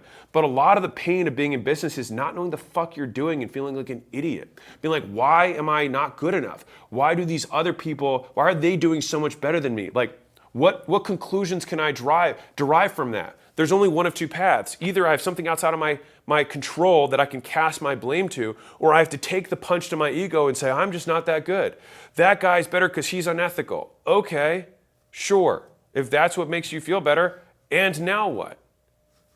And so the things that make it hard is that, one, you have to accept that you're not good, and you have to do it over and over and over again. Right when you think you're good again, you prove, like the world proves to you that you're not as good as you think you are.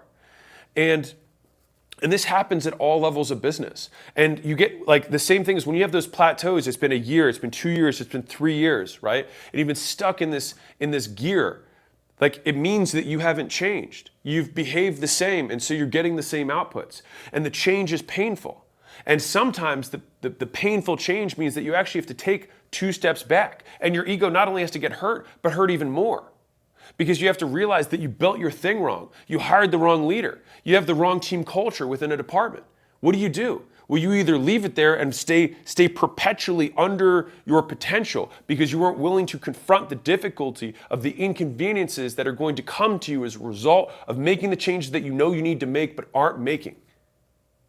And so I bring this up because like everyone, humans, like we're so interesting in that we believe that we're the first people to ever love the way you've loved, to feel the pain that you felt, to feel ignorant, to feel unwanted, to feel not enough. Like we feel like we're the only people who experience this. Like our pain is more than other people's. Our love is deeper than other people's. But when we do that, we rob ourselves of the ability to learn from others that came before us. The other people who already learned what this is like, who've described the pain. And listen, even if you try to take as much advice as you possibly can, you're still going to get burned. It's still going to hurt. And in the earlier days, like I have yet to see somebody who takes, again, and I'm talking about Homo sapiens. I'm not talking about Elon Musk. All right, I'm not talking about Mark Zuckerberg. I'm not talking about Bezos. I'm talking about Homo sapiens. I'm talking about flesh and blood, people who are made of normal folks. All right. I have yet to see someone really start figuring out what's going on in less than 5 years. And I'm saying 5 years of being in the game, not 5 years of I have an idea, I'm really passionate about this, I've been reading stuff on the side, I work on the weekends. I'm saying I'm all in for 5 years. And you just begin to get a grasp of what it takes to be good at business. And the difficulty is that it's so hard to teach business in school because it changes so much. The principles remain the same, but the game changes, right? And I'll say one of my favorite quotes from The Wire. Cuddy, who was muscle for one of the gangs, comes out after like taking a murder charge. Anyway, gets out, 15 years later, whatever. And he goes back and he's right back on the street and he went back to the gang. And he's like, man, he's talking to the other, the other guy who's muscle before they're about to go, shoot some guys or whatever. And he says, the game changed. And Slim Charles says back to him, right as they're like putting their gloves on, about to like cock their gun, he's like, nah, man. He's like, the game the same, just more fierce. And so it's like the level of game always continues to rise because the players get better. Business is an infinite game. And I think that we judge ourselves because we somehow believe that we're behind other people. It's one of the most painful things that we can do is that obviously you compare yourself, and then after making the comparison, there's nothing wrong with comparing yourself to other people. That's how you figure out discrepancies. But then you label. Then you say, and I suck as a result, and I'm worthless, and I'm never going to be good enough, right? But if the first part is valuable, that guy's better at ads than me. What is he doing that I'm not doing? I should learn that. Right? Not that guy's better than me at ads, and therefore I suck as a human being and will never win. So what label do we ascribe to that discrepancy? And so if we make that comparison, right, then we can learn the steps to get better. Fine. But if we zoom all the way out and really think about this, because this is a little bit trippy, the game of business has been going on since the dawn of time. There were merchants in ancient Egypt 5,000 years ago that were in the game of business. And the game of business will never end. It's an infinite game. Who was the number one merchant in Egypt 5,000 years ago? No idea. Who was the number one merchant 4,000, 2,000, 1,000 years ago, 200 years ago? No one knows. And so we have this idea that we're somehow going to become number one. But I'm like, at what? At net worth? And then eventually your kids become trust fund kids? And then that gets divided up 10 more ways because no one's got game like you. And eventually you've got 8 family members on the Forbes list. Okay. And none of them are the ones that actually made it, and none of them know how to multiply because they aren't in the game. They never learned the skills of the game. Like, if you see the game as constant, the only thing that changes is the players. So my mom used to say this thing, which was, and I doubt this is her quote, but the news is always the same, only the names change. So think about that. So you look at the headlines, right? It's like, bankers get greedy. Does that sound like new news? No, they just changed the names. Jealous husband kills wife, then self. Same news. It's not even news. It's just humans being human. And so business news is also the same way. Hot new technology comes out. Grows really fast, find out actually not good, crashes quickly, investors lose millions. This stuff is the same. It's the same. Like, boy learns how to sell, boy learns how to advertise, boy learns how to make product, boy eventually makes lots of money, boy eventually gets old, tries to give back to a certain degree, becomes a philanthropist, old in his age, retreats a little bit. The next of kin comes in line, not as good as that person, maintains, third generation destroys. It's just humans doing human shit, right? And so I say this because a lot of the hardship of business is comparing yourself and labeling that comparison and saying that I'm not better or worse than these people, but all the players on the board are going to get swapped in 100 years. All the players. The whole board gets wiped. The game still goes on, but the players change. And so I think, if you can, and it's not easy. I want to be clear. It's not easy. Humans, we're status-driven beings, and that's kind of built into how we procreate. But to the degree that you can, if you can actually give yourself a pat on the back as long as you do one thing, which is that you stay in the game. You keep playing. You keep rolling the dice. Do you have my offers book? No. Is that open? Is there an open on that somewhere? Let's see if I can grab it. Hold on. Oh, I did legs this morning. Hold on. I'll read this to you guys because I think some of you guys may have heard this, some of you guys may not have. So I'm going to read this to you because I think it's cool. Oh, you know what? I think it's the Leeds book. I should know. I'm the one who wrote the book, right? By the way, if you haven't read these books, you should totally check them out.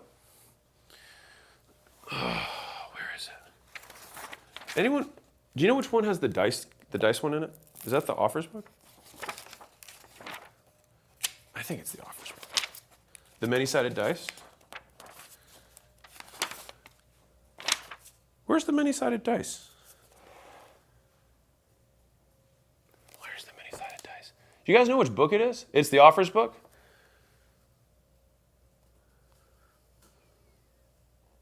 Where is it? I want to read this. It's gonna be perfect. It's a perfect thing that I want to keep saying here. What is it? I think it's on Leeds. I'm trying to search it. It's Leeds? I should know this, right? I wrote the damn book. Here it is. Wow, I literally turned to it. All right, cameras can confirm that. I literally turned to it. Wow. Dude, the spirit's moving. The spirit's moving. All right. So, someone besides me wanted you guys to hear this. So, this is the story of the many-sided die. So I wrote this. I didn't hear this. This was just like a concept I wanted to share. So imagine you and a friend play a dice rolling game. You're each given one die. One of the die has 20 sides. The other has 200. On each die, only one side is green, and the rest are red. The point of the game is simple. Roll green as many times as you can. The point of the game is simple. The rules of the game are as follows. You can't see how many sides you have. You can only see if you roll red or green. If you roll green, one of your red sides turns green, and you get to roll again. If you roll red, nothing happens, and you get to roll again. The game ends when you stop rolling, and if you stop rolling, you lose. So what do? You roll. When you roll red, you pick up the die and roll again. When others roll green, you pick up your die and roll again. When you roll green, you pick up the die and roll again. You keep telling yourself one thing. The more I roll, the more greens I get. At first, you roll green once in a while. But as more red sides turn green, the green happens more. With enough rolls, hitting green becomes the rule rather than the exception. So what does your friend do? He rolls a few times and hits red each time. He sees you roll a green and complains that you must have a die with fewer sides. He reasons it's the only way you could have rolled green before him. And although you did, you also rolled many more times. So which is it? In either case, he rolls a few more times in frustration and hits a green. But then he complains about how long it took. He spent more time watching you and complaining than actually playing. Meanwhile, you've hit your green streak. It's so much easier for you, he tells himself. You get greens every time. This game is rigged, so what's the point? And he quits. So who got the die with the 20 sides? Who got the die with the 200 sides? If you get the game, then you see that once you roll enough times, the die you're given doesn't matter. The die with fewer sides might roll green sooner. The die with more sides might roll green later. But a die with a green side always has a chance of rolling green if you roll it. Every die hits its green streak when rolled enough times. All of us get a many-sided die. And looking at the other players, you have no idea if it's their 100th roll or their 100,000th. You don't know how good other players are when you start. You can only see how well they do now. But if you understand the game, you also know it doesn't matter. A few begin playing early, others begin much later. The rest sit on the sidelines complaining about how lucky the players are. I guess so, but they're luckier because they play. And when they hit red, which they do, they didn't quit. They rolled again. Learning how to advertise is a lot like the game of the many-sided die. You don't know if it's going to work until you try. And no matter how many players there are or the number of sides in the die you're given, you start to see the only two guarantees that the games will give. Number one, the more times you roll, the better you get. And number two, if you quit, you lose. So I read that story because that's obviously a story of an infinite game. You and your buddy get given two die. One of you has a 20-sided, the other has a 200-sided die. You don't know who has which. They're all, you don't know how many have reds, how many have greens. And there's one green on each. You roll it, and if you hit the red, nothing happens. If you hit green, you get one of your many sides that turns green, and you get to roll again. And the only statistical probability there is that if you keep rolling enough times, all of the sides will turn green on both die eventually. But you just don't know how many sides the die that you're given has on it that are red. Which means you just don't know how many shots you're going to have to take in order to win. And that's why having high frustration tolerance, having high fortitude, having low or high resiliency and high adaptability, those skills of mental toughness are what allow you to stay in the game of business. It's what allows you to keep rolling the dice even when you get smacked 20 times in a row as reds, because maybe you have a 2,000-sided die. But if you know that the one fact of this game is that if you keep rolling, you keep playing. And if you keep playing, it means you're in the game. And if you're in the game, it means you've won. Because in infinite games, there are no winners and losers. There is only players and quitters. And so I think that it took me a very long time to learn that. And so when you are starting out, you are just early. You have more reds left to roll. You just got to get them out of the way. You got to get the failures out. It's the only way you figure out how to play. You just don't want to lose so bad that you die. But as long as you don't die, you can keep playing. And I feel like that actually is a pretty hopeful message, despite my relatively aggressive demeanor. Okay, cool. I felt moved by that comment earlier. And then now I will, Michael Scott, The Office, did I say? I don't know, but did I? If I did, then kudos to Michael Scott. Okay, let's do it. Let's do some hotline. Do we have people ready on the hotness? All right, for those of you who are curious, I'm taking calls with people who donated a bunch of books as my way of saying thank you for donating books during the launch. And let's rock it. I know, dude, the Dave Ramsey heads. I got to get a different headset. I got to get a different headset. I got to make it different. This is so boomer. All right, go for it. Who do I got? Anybody here? I can't hear anything.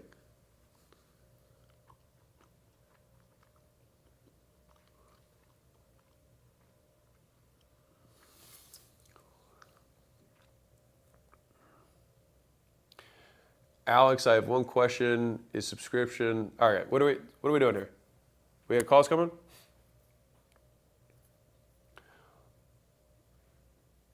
Was that interesting for you guys? Was that cool? Visible. I would love to know how to be a giver and not a taker. Super easy, bro. You just give and don't ask for anything back, and you give to people. And then when they ask you if they can do something, then at that point you're taking. Lucas, thank you for the single W. I appreciate that. Do I need to hit something to hear this? Or can they hear me? What's going on? I think the people on the call are not. All right, let's go to the next one. Yeah. Well, they missed out. Okay. What if I can't find a job and don't got money? Caller 2, if you can hear this, just start talking. Hey, Alex, how you doing? What's up, man? All right, talk to me. What's up man, with the business? Dude, this is Sonia. This is Dr. Sonia Desevich, man. I'm a chiropractor. Been 2 years in so far, 7 years as a total chiropractor. Okay. And yeah, man, I'm just trying to figure out, like, okay, when I build momentum this year, and it's like, okay, how do I know when to keep going for more? How do I know when to just keep the momentum that I'm at, not overstretch? Because I made a mistake earlier this year, and I'm just riding the lows ever since. Okay. Like, when do you? What was the mistake? Yeah. I started diving into mentors, sales coaching, marketing on Facebook. I'm just getting in all these expenses, just trying to grow from the revenue I got. Okay. Well, I wouldn't. Well, first off, I'll say this. If you pay one-time expenses in order for you to learn, I wouldn't see those as losses unless you learn nothing. If you learn things that are just you need to put into place in the business and they haven't fully come to fruition yet, I just see that as an investment. So I just wouldn't frame it that way, like thing one. Okay. Second thing, are you at full capacity at your existing location? No, I'm not, no. Okay, got it. So do you know how to advertise to get leads? I've had some help from other marketing companies. Okay. I think it's worth you learning for yourself if you want to, be because like the transition that you have to make right now, and this is a bit of a decision for you, which is like, do I want to be an artist or do I want to be a businessman? And there's nothing wrong with either of those, but you have to make a choice. Okay. Let me give you a totally different example, but it'll illustrate the point. So let's say that you're really good at making leather wallets, all right? And let's say you're a craftsman. And so you make these leather wallets, people start wanting them, you keep making more leather wallets. There's two success paths. Success path one is like you just love making wallets, but you have more demand than you have time. And so you keep doing a good job and people keep wanting them. And so you can only make 10 wallets a day or whatever your math is. And then all you do is you keep raising the price because you have more demand than you can handle. Keep raising the price. And that is, to me, the path of the technician is the path of the artist. The other path, and there's nothing wrong with that, and you can make a ton of money doing that. The other path is the path of the businessman. He says, okay, I have these leather wallets. I can hire other people to make these wallets for me. I'm going to train them up, or I can build machines that can do this with automation. I'm going to build a manufacturing line that can make these wallets even better than I could at a faster rate. And I can do it because I'm buying in bulk. I can buy materials for half the price. And then all of a sudden he becomes a businessman, right? But all of a sudden you're like, wait, Okay. I was a wallet guy. Why do I have to learn manufacturing and supply and all this other stuff? It's like, well, it's because it's a different game. And so I think for you as a chiropractor, you have to make the call, do I want to be a businessman or do I want to be a chiropractor? Do I want to be a technician or do I want to be in the game? I think I went from being the artist to let me switch to businessman. And then I'm like learning the hard way. And I'm like, I think I want to go back to being the artist. The hard way is the only way. Dude, it's the only way. How long did it take you to learn to be a chiropractor? Yeah. Breaking up a bit. Say it again? I said, how long did it take for you to learn to be a chiropractor? 7.5 years. Right. And business isn't any different. If anything, there's more stuff. True. I'm only 2 years in, so Yeah. I'm waiting for that third year to 5. Yeah, I promise you. I'll promise you this, and I hope we have a great callback. So I'll see if we put a note on this. I promise you that when you're 5 years in, if you keep at it, that's the big caveat. If you keep at it, you'll grow. If that's what you want. Okay. If you keep at it. Yeah. All the money I had from all my gyms went to zero after 5 years. So like the only thing that's the outcome of this is your skills. That's all. And you're used to investing in education, so I don't think there's anything wrong with that. Okay. Cool, man. But with regards to like all we have to do for your business though, like let me zoom all the way out for like how do you make this thing successful? Yeah. The end state of what this looks like for you is that you nail your individual model with a way to have very sticky customers, option one, or option two, you find a way to charge as much as humanly possible. I've really rarely seen chiropractors who succeed in any other way. They either have a very, very good recurring model that people don't stop, or they charge $5,000, $10,000 for more specialized, neuropathy, blah, blah, blah, that kind of stuff. And they subspecialize in the things that people are willing to pay a ton of money for. And they sell, year-long service packages with supplements and things like that. So those are it's like either ultra high ticket or you build something that has really high stick. Once you nail that model, then, like I'm telling you the skills that you're gonna have to learn, that's thing one. Thing two is, and in learning that, you'll have to learn how to generate leads and sell them, right? After you've done that part, then you're gonna have to learn the game of attracting talent, and you'll probably have to give up, call it 10%-ish, maybe 20, of the single location to get another chiropractor in there who's motivated enough to continue to work as hard as you will to make sure that the service quality is high. And then at that point, you'll ascend into the M&A game, which is either, and I would recommend, given the nature of the business that you're in, I would probably go via the M&A route rather than build. So I'd rather just buy. It's so easy to find chiropractors that are, that will sell their businesses for basically zero. That it's easier to just retrofit them. And then that would be once you're in the game. But that might take 5 to 7 years, and that's okay. I'm being real. Yeah. Like, There's a that's joke. okay. There's a joke I made. Once you're done with medical school, you get paid the big bucks. 10 years later? So I'm 2 years away from that? 3 years? Yeah, you make the big bucks a decade later. Yeah. Yeah. Yeah. Same. No, man. You got it, man. I'll stay in the game. I'll do my best. All right. Appreciate you, man. Thanks for calling in. Yeah. Thank you. Thank you. All right. Hopefully that was that as good for you as it was for me? Tell me the one thing that you want me to help you with your business right now. Who's this? Hello? Salutations. Dude, I'm getting ghosted like Patrick Swayze, you know what I'm saying? That is a callback for those of you who know that one. Dated myself a bit. See what's happening, guys? Here I am. I'm like, I'm gonna make myself available. People who called, people who volunteered that we reached out to, saying, like, hey, what's up? Hello. All right, talk to me, man. All right. So I have a school community where I help fishing guides grow their business, and I have a question about cold outreach metrics. Sweet. You help fishing guides grow their business. Yes. Dude, that is a niche. All right, let's rock this. All right, so, okay, and you help them with outreach, or you're doing outreach? I'm doing outreach, and I have questions about my metrics. Okay, yeah, go for it. So what are you doing outreach on? Yep. So real quick, I have a 30-second spiel, and I'll give you my data here. So I used Google to manually find 700 fishing guides' phone numbers. And my money model is essentially to give away all the information for free as a decoy offer, and then upsell them into a one-on-one coaching tier. Okay. So I sent them a message asking if they want a free step-by-step guide to learn how to get more bookings. About 8% of them said, sure, send it over. Amazing. Then I send them a link to my About page, which converts at about 15% for that free decoy offer. And then I was able to get a couple people to pay for one-on-one coaching, which got me to about $1,000 a month.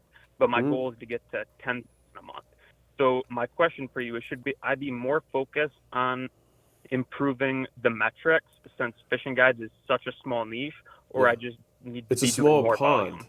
pun intended. I need a couple quick stats that I want to get from you. So how much does the average fishing guide make?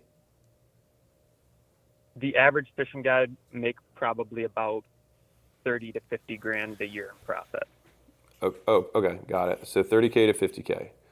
Okay. How many actual fishing guides are there in, is it mostly the US that you work with?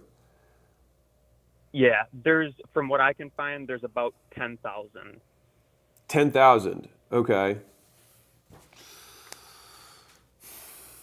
Okay, how much money can you help them make?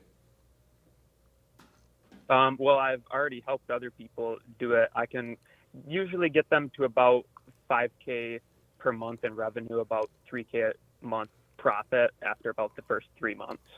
But aren't they already doing that if they're making 30 to 50K profit starting? Well, they are already a fishing guide, and then I'm coming in and helping them scale their business. So it's not from like literally zero revenue. So let me ask this differently. They're currently making $30,000 a year take home. You can help them add another 30 to 50. Does that sound correct, or is that too much?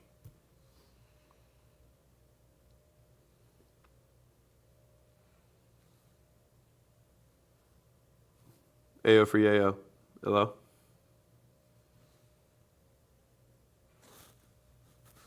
Hello? I think he cut bait. I think the line snapped. All right, is it working? There we go. Reeled him back in. Okay.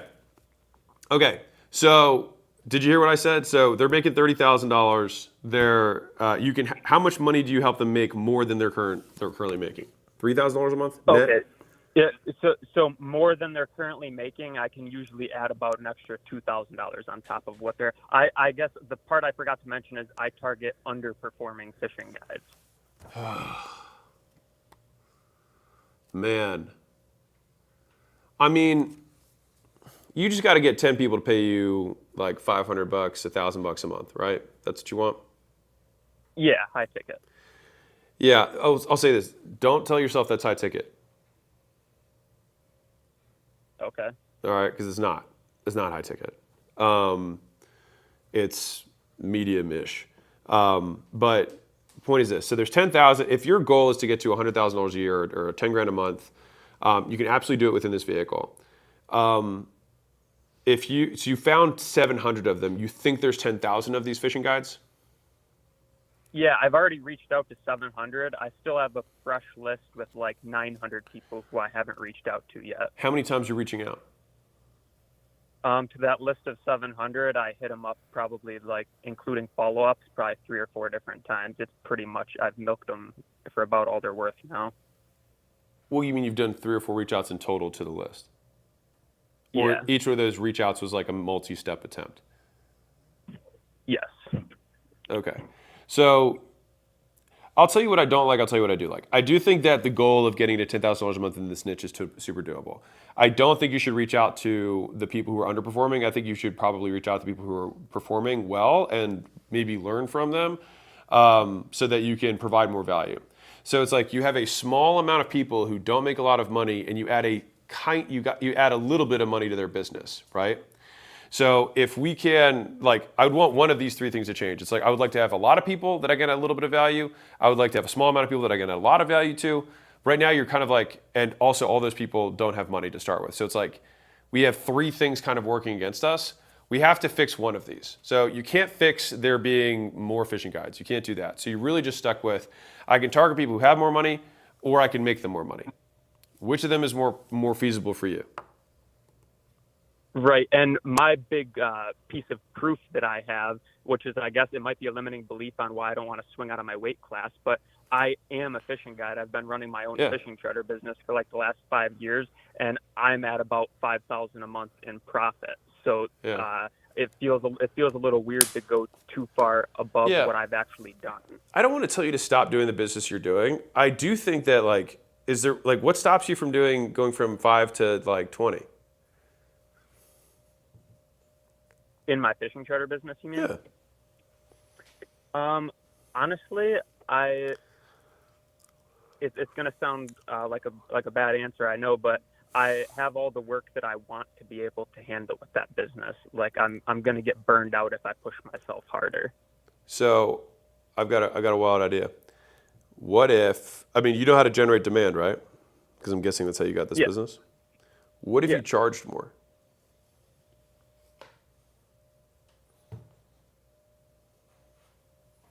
It would have to be pretty significantly more. Like because a double. My first fear would be that it would be productized. Like people would compare prices because there's a lot of other fishing guides around in my area too. Yeah. So what's the first chapter in offers? Do you know? I've read it about 3 times. I should know, but I don't know off the top I'll tell of my you, head. the first chapter is you're selling a commodity. And so when you sell a commodity, you compete on price. When you sell a grand sum offer, you compete on value. And so to become separate from everybody else in your space, which I think is worth you learning, because if you're going to help these guys with their businesses, they're all commoditized as well. And so you have to help them out of this commoditized struggle. Otherwise, fundamentally, you're just going to help them get to a business that you're currently burned out on. That doesn't feel good, right? Right. Right. So I kind of want you to fix your business, which I think if you do, you will make more money in the short term and long term. Okay. Which is not the answer that you expected. The simple answer for your current thing, if in terms of degrees of advice, the easiest thing to do would be like, go find more leads, reach out to more of them, and make sure that you're keeping the people you got. You can charge $1,000 a month. Okay, fine. That's like the short-term advice. But the kind of like medium to long-term advice is we have to figure out a way for you to either target ones that make more money or help the ones that come in to make more money. The only way to do that long-term is to actually like make more money with your own thing, or help the people that you already have far surpass your existing numbers. Can they pass your numbers? Could you help them if they wanted to? Could they pass my revenue numbers, you mean? Yeah, or take home, yeah. Oh, yeah, for sure. Okay, well then why don't you go help people do that, and then you'll be able to charge more.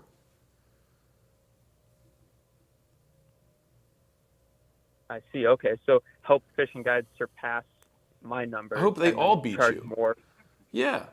And if you don't want to go back into the fishing business, fine. You can experiment with the customers you have with a new, a better offer. But you have to be able to sell around a commoditized pricing structure. Otherwise, so let me say this differently, because I think I want this to really hit for you, and obviously I'm talking to a zillion other people who are listening in. If you sell a commodity, you will be priced at the point of burnout. The marketplace is ruthlessly efficient at getting people to just make enough to survive and not make enough to thrive, because that's the place where people will stay and provide a commoditized good.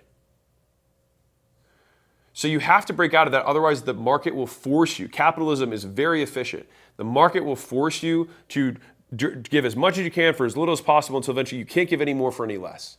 You remember that chapter in the book. Mm-hmm. And then there's nothing left. You are in that boat right now. Man, in that boat. I'm not even trying on that one. So we have to decommoditize the offering that either you or the fishing guides are teaching are making so that they can charge twice as much, 3 times as much.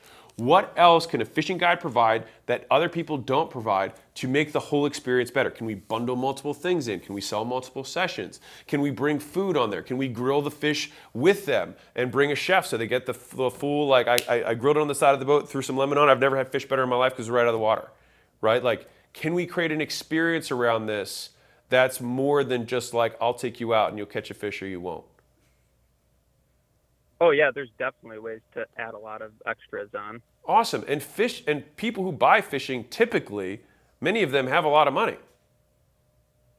Yeah. Right. So like give them the opportunity to spend it with you. Yeah, that totally makes sense. And it's kind of a double whammy because it helps with the main fishing charter business and with the school community to be able to show other people how I did it. So yeah, it's perfect. Let's do that. Sounds good. All right. Do you feel better? Yes. So this solves the core issue. Go fix your business, make a Grand Slam offer, charge significantly more so that you can make more, so that you have the confidence to then show the guys that you help make way more. If they make way more, guess what you get to do? Charge more. Yes. And you'll be able to start attracting the people who aren't just, bottom scrapers. They're the ones who are actually doing okay but want to do great. Those are the ones who pay big dollars. People who are on their last line, they don't have much. Last line, Jesus. I'm unstoppable today.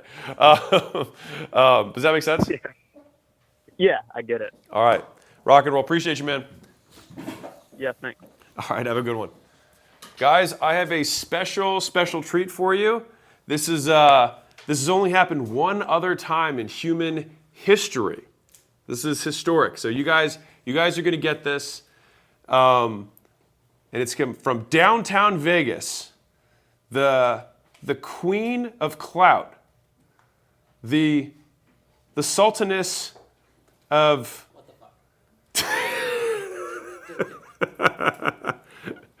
my lovely wife, Lady Layla herself, Queen Lay, has come to join us and spit some fire on Hormozi Hotline. Give her a warm W in the chat so that she knows that she's welcome here. And we're going to be in dinner with you. And we're going to be taking the remainder of the Hormozi Hotline calls together. Yeah, juntos. Does this look good on me? It's ruining my hair. Oh, it's boomer as fuck. It's horrible. We're gonna change these. Yeah, It doesn't we're gonna. match. No, this is which one of these does not belong. Are we doing chat or next caller? We're doing next caller. Okay. Next caller ready. Hello. Yo, Can you hear me? Can you hear it? Yeah, we can hear you. Oh, sweet. Yes. This is sick. Okay, awesome. Technology. Yeah, sick. Okay, well, I want to tell you, first of all, I reposted your Just Win background once. You screenshotted it, you reposted. I got 150,000 impressions on that. Just wanted to let you know how much impact you have. Wow. I'm kind of nervous. You guys are both amazing. I love your stuff. I tell everyone to buy your book. So, first of all, thank you for this opportunity. Thank you. So, yeah. My name is Joshua. I run a performance-based marketing agency called Estimator for kitchen and bathroom remodels and outdoor living companies. Currently at 8K per month, profit is 7K. We work on a pay-per-show model and position them for high-end projects, so not like discounts, etc., without retainers or ad spend on their end. So we take the risk there. Okay. Right now, it costs me around $250 to acquire a customer. On the last, that's where I ran the ads. I have a $1,000 setup fee, and I charge $500 to $600 per qualified appointment show. Great. To get them one appointment show, it costs at the worst times, like I'm aiming for 210. And if I don't get them at least 10 appointments in the first month, I refund them the setup fee. Now, currently, to let you know, I do have 2 clients on this, but I have 3 other clients still in tree service, which I kept for cash flow because that's what I ran before. My question is, from just what I told you guys now and from your experience, what do you see which I currently don't see? So what would you do in my position to absolutely like scale this or maybe do differently? Are you keeping the customers? I don't know. Until I wanted to keep them until I'm at 10K sufficiently in the remodeling and then completely ditch. He's cutting out? I or want you're to cutting ditch the trees. Oh, you What want did to you ditch the tree? No. Layla was asking a question. Also, I think Layla's audio is low for anybody on our team. If we can boost her audio Yeah, a little bit. I don't hear Layla at all. I think. I'm just a mute. Okay. So the question was, I don't think you should cut your cash flow. You only have like 4 customers, right? Currently at 5. Okay, so you have 5 customers, and that means that if you're doing $8,000 a month, but you said 8,000 top line, 7,000 bottom line, but you said your cost of getting a show is 210 on 500. Those margins don't make sense. What am I missing? Yeah, because okay, I didn't. So for the 8K, I'm not basically counting in the $200 which is lost. It just counted in the 300. Okay, And, got it. The one guy I'm currently onboarding, so I only have one guy currently on it. The other guy is currently on onboarding. And when you say guys on onboarding, you mean a client? Yeah, the one company I'm currently onboarding to get them into the $500 thing. I got his $1,000 setup fee basically, but Got it. he's not actively. And you have 5 enrolled clients with the though, app. right? Yes. Currently, Okay. I'm looking to scale this now, but Yeah. that's Well, I fine. mean, go for it. I know you're gonna say what you're gonna say. Well, I was just thinking that we have to run some more water through the well. Yeah. Did you hear Lila? What? No. What did you say? Run some water through the well. You hear that? So I need to get more data. You need to get more data. I mean, at Yeah. that point, that sample size is so small. I think we need to focus on getting a bigger sample size. And then we can go from there. I understand. Okay. Well, what would you say? What is just your opinion about the model, the offer? I'm running this because all other agencies are basically running this pay per appointment, and they, and they pay for the ads, but like the trust is really low in that market. So I was thinking about doing that. Dude, I think everything's what fine. do you think? I think everything's fine. Okay. The I'd say one risk that I see that's relatively significant is your cost per show relative to the revenue per show is kind of low. I would say the guys who I see like really murder it are at like 20%. So you're at like 60. 40. So I would want to see if we could drive that down, because my fear of the business is that when you take this to scale, you'll be less efficient and your margins are going to compress. That's like, I would say like that's kind of like my biggest red flag. Overall, the model of lead cost and arbitrage, there's nothing wrong with it. I've seen some massive agencies that run that model. The next issue that you're going to run into is the types of businesses that you're serving. So you're going to want to go up market for people who can spend $50,000, $100,000, $200,000 a month in ads. That's what you're going to want to go after, because the volatility of your business is going to be predicated on the volatility of their business. So when you go after, and this is super common for small business owners, for everyone who's listening, is like, you go after, most people who are poor, I'm not saying you're poor, but like most people who are starting out in business, go after other people who are also starting out in business, because that's where your confidence level is. But they don't know anything either. Right, so it's the blind leading the blind, and you're like, what's wrong with my business? All these people are churning, and they're churning because they don't know what the hell they're doing in their business either. And so you're going to want to earn the right to go up market as fast as you can. And if you have 5 clients that pay you what they're paying now versus having 5 clients and each one pays $100,000 a month, you could run the same ops and have 100 times the revenue. Yeah. The biggest, Okay. Can you hear me? Okay. Yes, I can. Oh, I can okay. kinda hear you. Fantastic. You can hear me? Sounds okay? Yeah. Okay, great. I was going to say Fine. the next thing that you're going to want to realize is that, like, we've done the pay per show model, and we also had a software that used to enable the pay per show model. There's 2 things that you want to watch out for, which is, one, when you're doing pay per show, a lot of the times the businesses are going to think, well, if they show but they don't close, why the fuck am I paying you? And so then you're going to be really tempted to be like, can I just help them sell just these close people? them, I'm too. just going to also, maybe I should start a sales agency and close these motherfuckers. That's the next thing that's going to happen. The second piece to it, and by the way, don't do that, go up market instead, because people that are up market have their own sales team, and they understand that concept, that even though you get somebody to show, it doesn't mean that they're guaranteed to close. You still need to have trained salespeople. So do not give in to the temptation.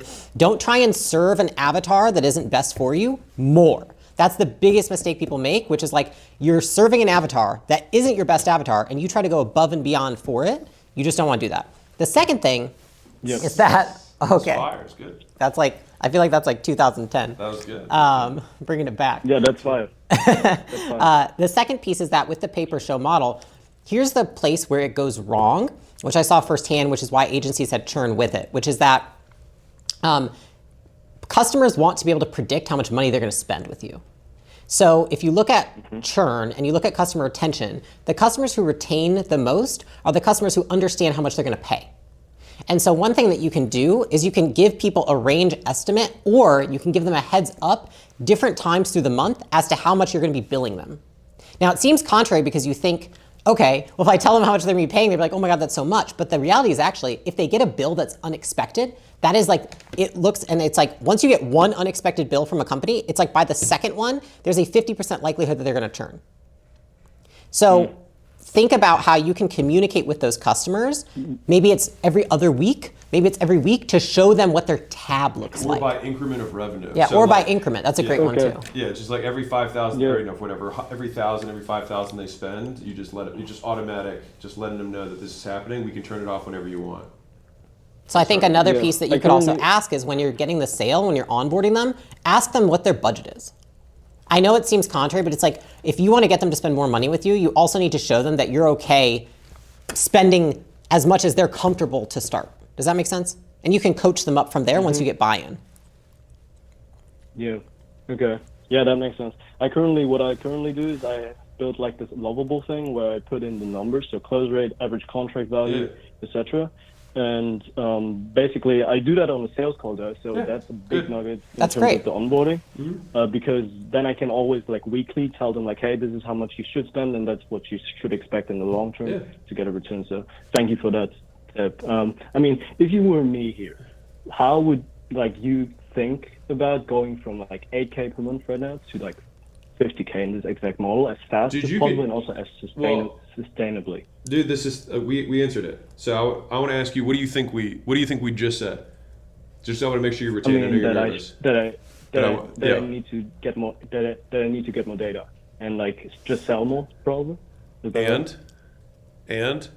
And that I should not switch my business model and get them to basically convince me to get them to sell, and also make sure that they know how much they get charged. And go up market. Go up market. and go up market. Yeah, up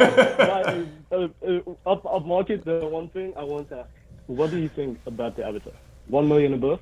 Because I was thinking about it. Just Do go you up. guys have an opinion on this? Just go up. Just like in your ads or your outreach, look for people who are doing 10 times those numbers. Number go up good. Yeah, big number, good. Okay.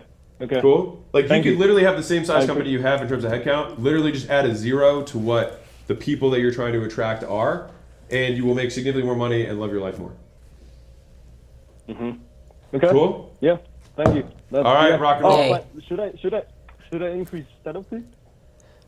No, I don't think yet, dude. It's 5 people. Yeah. You got to get more water through the That's well. it. Also, there's a, Okay. like, for everybody listening, like, it's like, okay, increase your prices, but like, you haven't even gotten to the threshold of delivery. So until you get to a point where delivery is stressed and you can see how your team and how your company operates when you are stretched when it comes to your client load, do not increase your prices. You increase your prices when you know that your product and your delivery is rock solid. So we got to get more water through the pipes first. Okay. Okay. I got it. Thank you very much. I Appreciate your you. time. Thank you. Have a All good right, Thursday. later, man.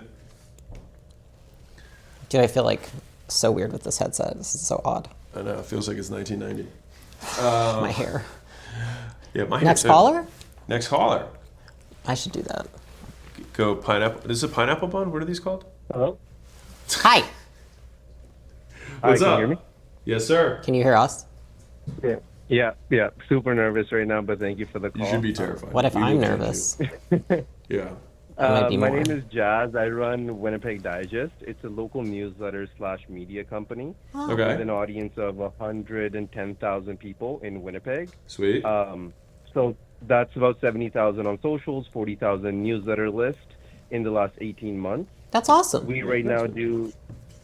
Yeah, thank you. We do about $10,000 in revenue right now, 6,000 profit through local advertising. Okay. Is that per month or per year? Right? That's per month, yeah. Okay. And then we currently have 6 annual advertisers, mostly paying about 1,000 per month, with 2 paying 2,000 per month. Okay. And then the rest of the revenue comes from single one-off ads. Okay. My question is a little two-part. So the first one is, how do I scale to $1 million without running out of local advertisers in the future, which I'm afraid of, or running into a supply constraint because we only send out 12 newsletters per month. So basically month or we have per year? 12 primary No, we send out 12 newsletters per month, so it's 3 per week. Okay, Because got every it. Monday, Wednesday, and Friday. And these are digital, right? Yeah, these are digital email Okay. newsletters. Yeah. Got it. Okay. Yeah. And are you? I Yeah. mean, So that's my question. yeah. So I would not be worried about running out of advertisers. There's 110,000 people in the city. You can for sure get enough advertisers. That's not an issue. So put that one away. You running out of ad space is more possible. So you have how many people on your list? So we have 40,000 on the list. The city is 1 million people. Oh, the city's a and million. 110,000. Yeah, so the city is 1 million people. The 110,000 is what our audience size is. So it's 70,000 on social media. And Oh, word. 40,000 Dude, on you have so much email. room. You have so much room. So much room. Yeah, so that's kind of so. Okay, so if I have room, then kind of from a growing perspective, then I'm afraid that we'll run out of ad space. So we'll run into a supply No, constraint. you're not going to run out of ad space. You're going to have to make sure that you're pricing your CPMs appropriately. So, said differently, if you have, 250,000 of the people out of the million in the city on your newsletter, you could charge every ad would be, $100,000. Like it would be a lot.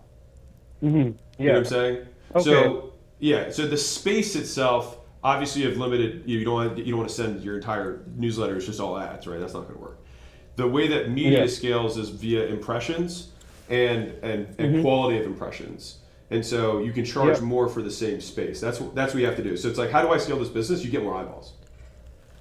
But it's like there's not that, or like I don't know if there's enough businesses that can pay me $100,000 per ad. There are Locally. for sure businesses. Well, again, you're selling 12 ads a month. $1,000 a month in advertising is not like many businesses can do that. Many businesses can do 5 or 10. Mm-hmm. Dude, like my dad, local business owner, right? He used to spend $10,000 or $15,000 to be in like Baltimore Digest or something, or Baltimore's whatever. Like one magazine per month went out, and he would spend $15,000 to be in that thing for like a half page, right? Mm-hmm. So Okay, yeah. So that kind of I guess that kind of answers my second question too, which was like, it was either okay, should I expand to new cities, stay in the current one but niche down? So let's say go start another one, but say Winnipeg Real Estate Digest or something, right? Or just keep. I want you to chugging keep along scaling with this one. I do not think it's worth you splitting your attention right now. I think you have way more impressions to capture. The other piece that you want to consider here, though, is like you're sending a newsletter. It's like, are there other places you can like? You have 70K on social. It's like we can charge for posts, we can charge for stories, we can charge for YouTube video integrations, we can charge for newsletter. Like I would rather you do all that stuff first before even considering niching down for now. Okay, but what you would say the next step would be to niche down after like a certain scale. No, I don't even want you to think about niching down. I want you to just do more. You need way more. Okay. You should get And then, okay. And from a acquisition standpoint of subscribers, we are currently running Facebook ads and acquiring subscribers at like $1.40.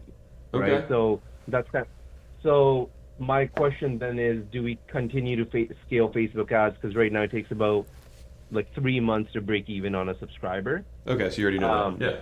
I mean, that's fine, man. Yeah. So okay. Yeah. And so keep scaling fine. Facebook ads and social. Yeah. You can also sell people longer, periods of time on the front end. Mm-hmm. And is there like a front end offer, like, because I know a lot of people in the space try and achieve like negative costs for acquiring a subscriber, right? So having some sort of a front end offer, would you say I should still continue to just push B2B advertising, or You can push explore B2B that? advertising as you do your Facebook ads where people opt in for the newsletter. Just have something called an SLO, which is self-liquidating offer on the thank you page. Okay. Do you have anything on the thank you page that you sell them? No, nothing right now. I made. Bro, the I'm about to mistake change of your life. starting I'm about to change your life. You ready? Yeah. I want you to offer a 10-pack of Guide to Winnipeg's Best Restaurants, Guide to Winnipeg's Best New Spots, Guide to Winnipeg's Best Ski, Dessert. Guide to Best Dessert. Like literally, just put 10 different kind of like magazines. Do it once. Make that 10-pack like $37. Put it on the thank you page, If you can get 1 out of 37 people to buy it, your cost of acquisition is 0, and then you can scale the thing to the fucking moon. So those would be physical things, or No, like you can make it digital digital, guides? dude. You can make it digital. It's fine. Okay, yeah, I was literally about to offer that for free in our welcome sequence. So. There we go. Okay, and yeah, okay, no, I think that kind of answers. I most feel of like my I feel like that was So- pretty good. Yeah, I mean, no, that was crazy. So thank you. All right. No, like I mean, I've been like going back and forth with like, oh, should I start a Christmas holiday lights company on top of this? No, or dude, something? no, Or, no. like, No. Dude, you What? have That a sounds media fucking business. awful. No, it sounds horrible. Do more of this. All you had to do is add a self-liquidating offer on the front end. You'll be able to grow the hell out of your media. You can charge more. You can get more advertisers in. Done and done. You can also, to your concern, you can also parse your list, right? So let's say you triple your list size. If for some reason you can't find advertisers who can pay more, which I wholeheartedly reject, but just to show you that you can still be creative here, you can say, I'm going to send 12 emails to these people, 12 emails to these people, and 12 emails to these people. List A, B, and C because you made the list 3 times as big, and you can charge that many more times. Okay, got it. That answers, I think, all my questions. Thank you. All right. Rock and roll, man. Appreciate And- you. Thank you so much. Bye bye. Goodbye. You should take this one. What are the questions that we're prompting people with? Yeah, I feel like I smashed that one. I'm not going to answer a marketing question, so Fine. tell us what the next caller is. Hopefully it's a people question. I'd be like, people, they're alive. Anything but marketing? Yeah, anything but Anything marketing. but marketing, I can help All right, answer. next caller. Let's I'm not rock gonna this. What's up, guys? What's up? Hey, This is crazy. I'm very excited to be speaking to you both. So We're thank excited to speak to you. oh, Tell me about the biz. Yeah, so I run a company where I essentially help remote high-ticket sales coaches with their fulfillment by providing job opportunities and then coaching for their students/clients on best application processes, interview support and prep and things like that. So you- essentially which part a of the delivery live do you- fulfillment buffer. can you hear me? What part of the delivery do you do? So I post the job opportunities inside of their community. And then I do group coaching calls once a week with some of the clients, and then DM support, answering people's questions, reviewing their application videos and things like that. Okay, what do they do? They're responsible for sales? Yeah, so they're sales coaches, so they're teaching people the sales side of things, and most of them, before I come into the business, are doing part of the, helping them land jobs, but often are struggling with having enough job opportunities and the coaching part of actually teaching people what to do properly to get hired. Got it. So they're really good at getting the clients. They're not good at getting the clients the opportunities. So you bring them the opportunities. You're responsible for the second funnel. Exactly. Okay, great. So I guess the bottleneck that I have is we currently have 45 communities that we work with. Wow. We work on a retainer model. We don't charge the businesses anything for the recruitment services, not really recruitment services. It's just posting their opportunities in the communities. And so the sales coaches pay us a retainer. It's anywhere from $2,000 to $4,000 a month. And I run the entire business and fulfillment. And so I guess my bottleneck is that the business is not a business, it's me. And Are you I'm not charging for sure placements when you get what them direction. opportunities? No, so it's just a flat retainer model No, for no, no. Let me say providing the job differently. opportunity. You're providing, let me say it differently. These guys get jobs at businesses that need salespeople, correct? Yes. So those businesses, you just give them people for free? Exactly. So I don't charge the businesses anything, Bro. so that doesn't become a bottleneck, so that I can have as many job opportunities as exist in the world. So it'd be like I would come to you and say, I need remote salespeople, and you would be like, I'll give you some for free? Yes. So let me know anytime you need sales reps. I mean, I wouldn't do it because I wouldn't believe that you were any good. Yeah, there's that. Well, we have anywhere from 500 to 600 job opportunities that we post per month, so we've got a lot of people who do trust us. You get what I'm saying. Okay, so what's the No, I problem do, in I the do. business?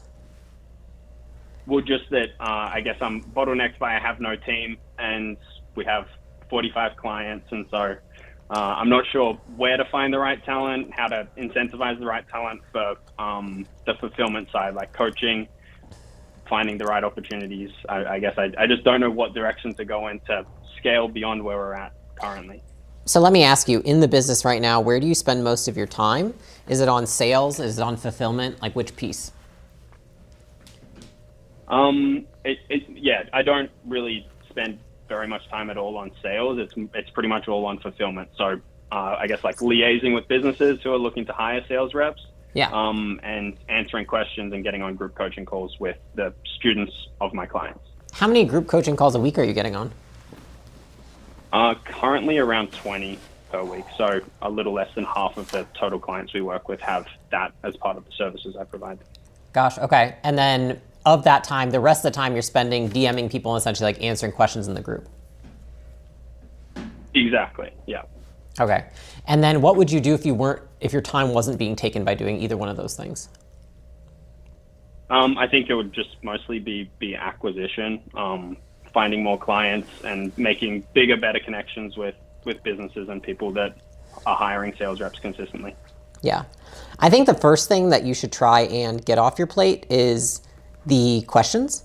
Because if you can bring somebody on and you can train them on answering the questions in the group, that's like it's almost like they're onboarding to then take over calls from you.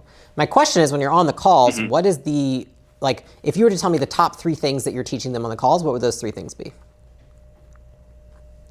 I mean, I think the application videos would be the number one thing, but the majority of those calls and answering people's questions is all like personalized.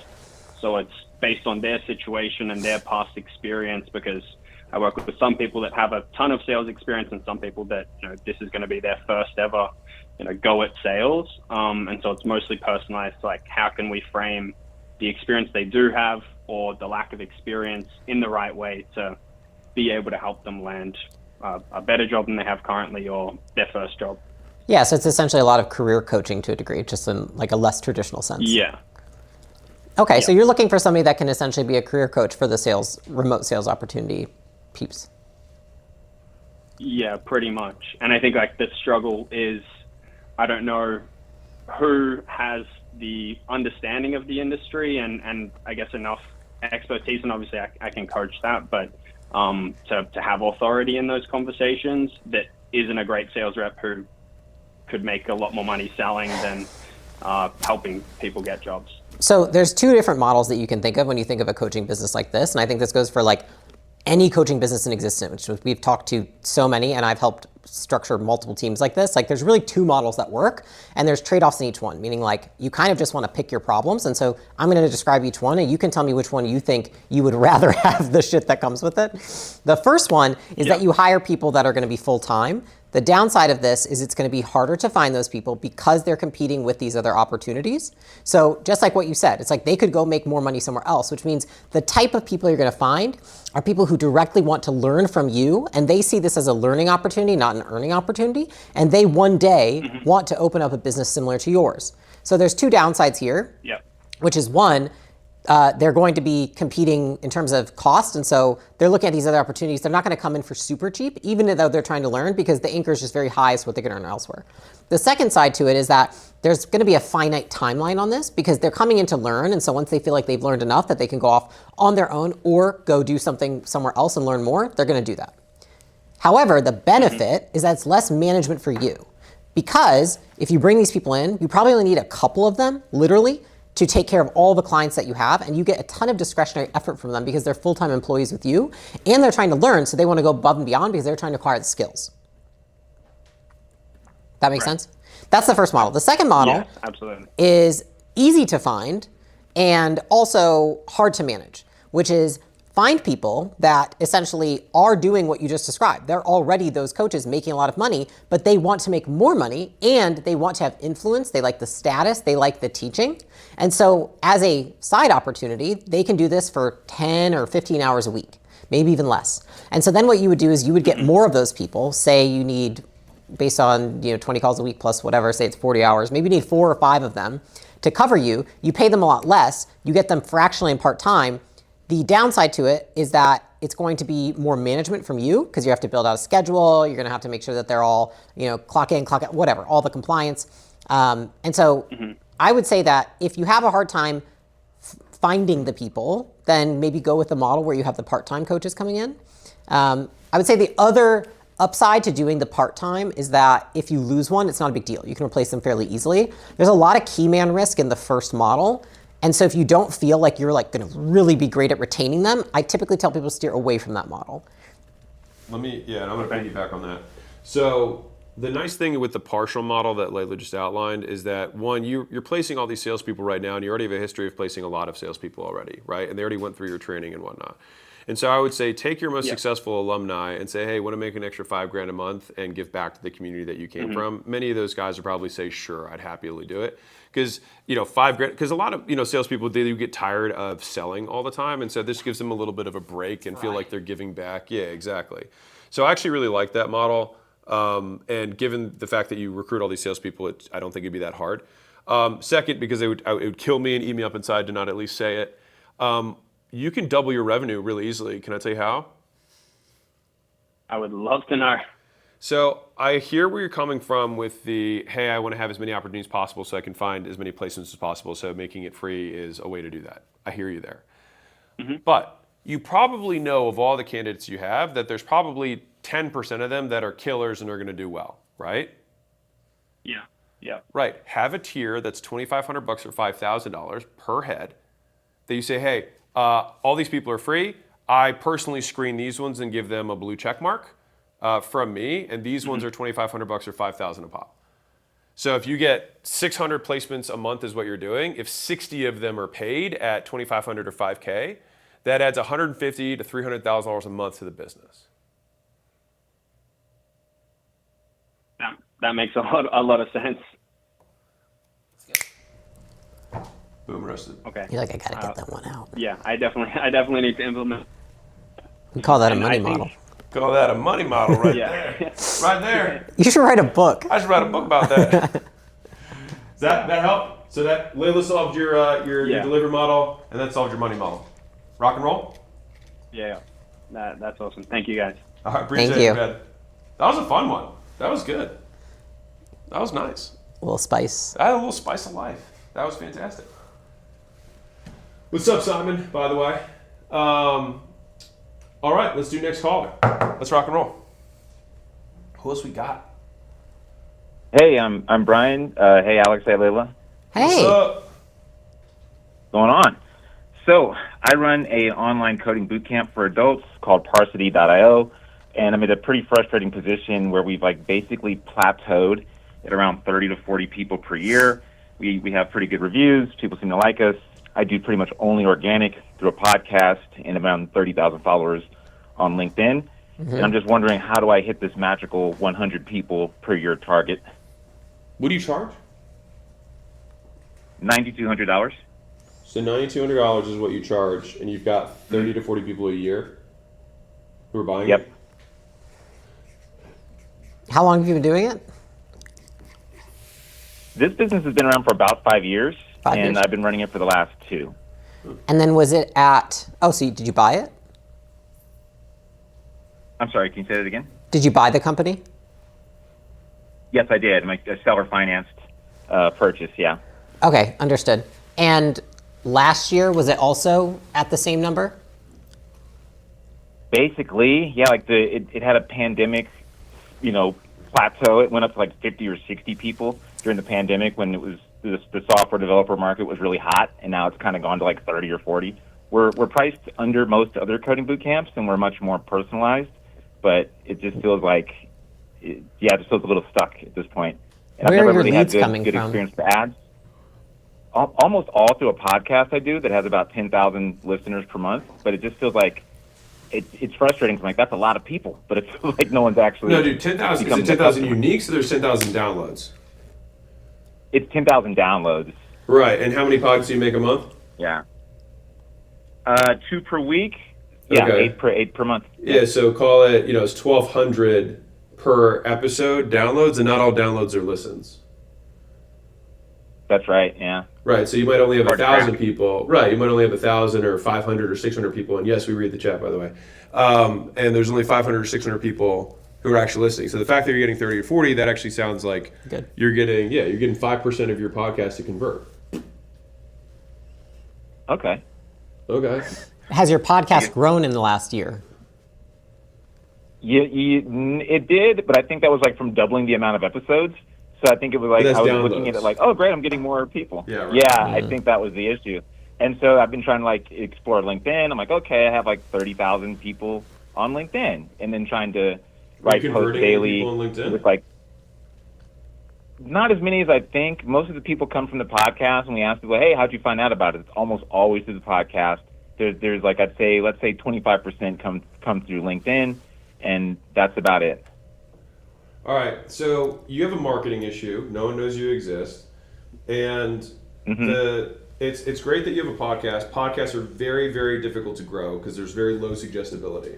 So you would want to so I see podcasts and like email lists, for example, as very middle and bottom of funnel. Yeah. And so you need more top of funnel awareness type stuff. So LinkedIn works, that's fine. But I would also be looking at, I mean, I know it's just you, but I think you just need to make way more, like, instead of making more podcasts, I think you need to make more LinkedIn content for sure, because that's where a lot of people, I think that's a good place. I think X is also a pretty good platform for people who are trying to like buy, coding stuff. Also, repurposing that content, super easy between LinkedIn and X because it's almost all words.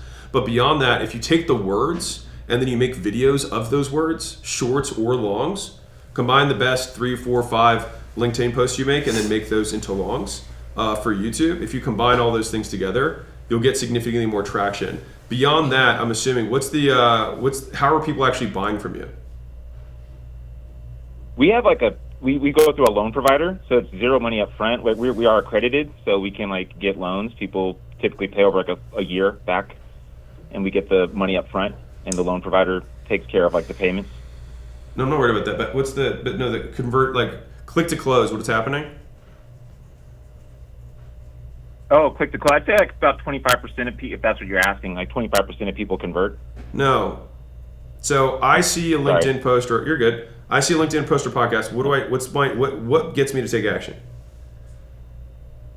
Oh, okay. So like at the end of each episode, I'm like, hey, go to Parsity.io and fill out this application.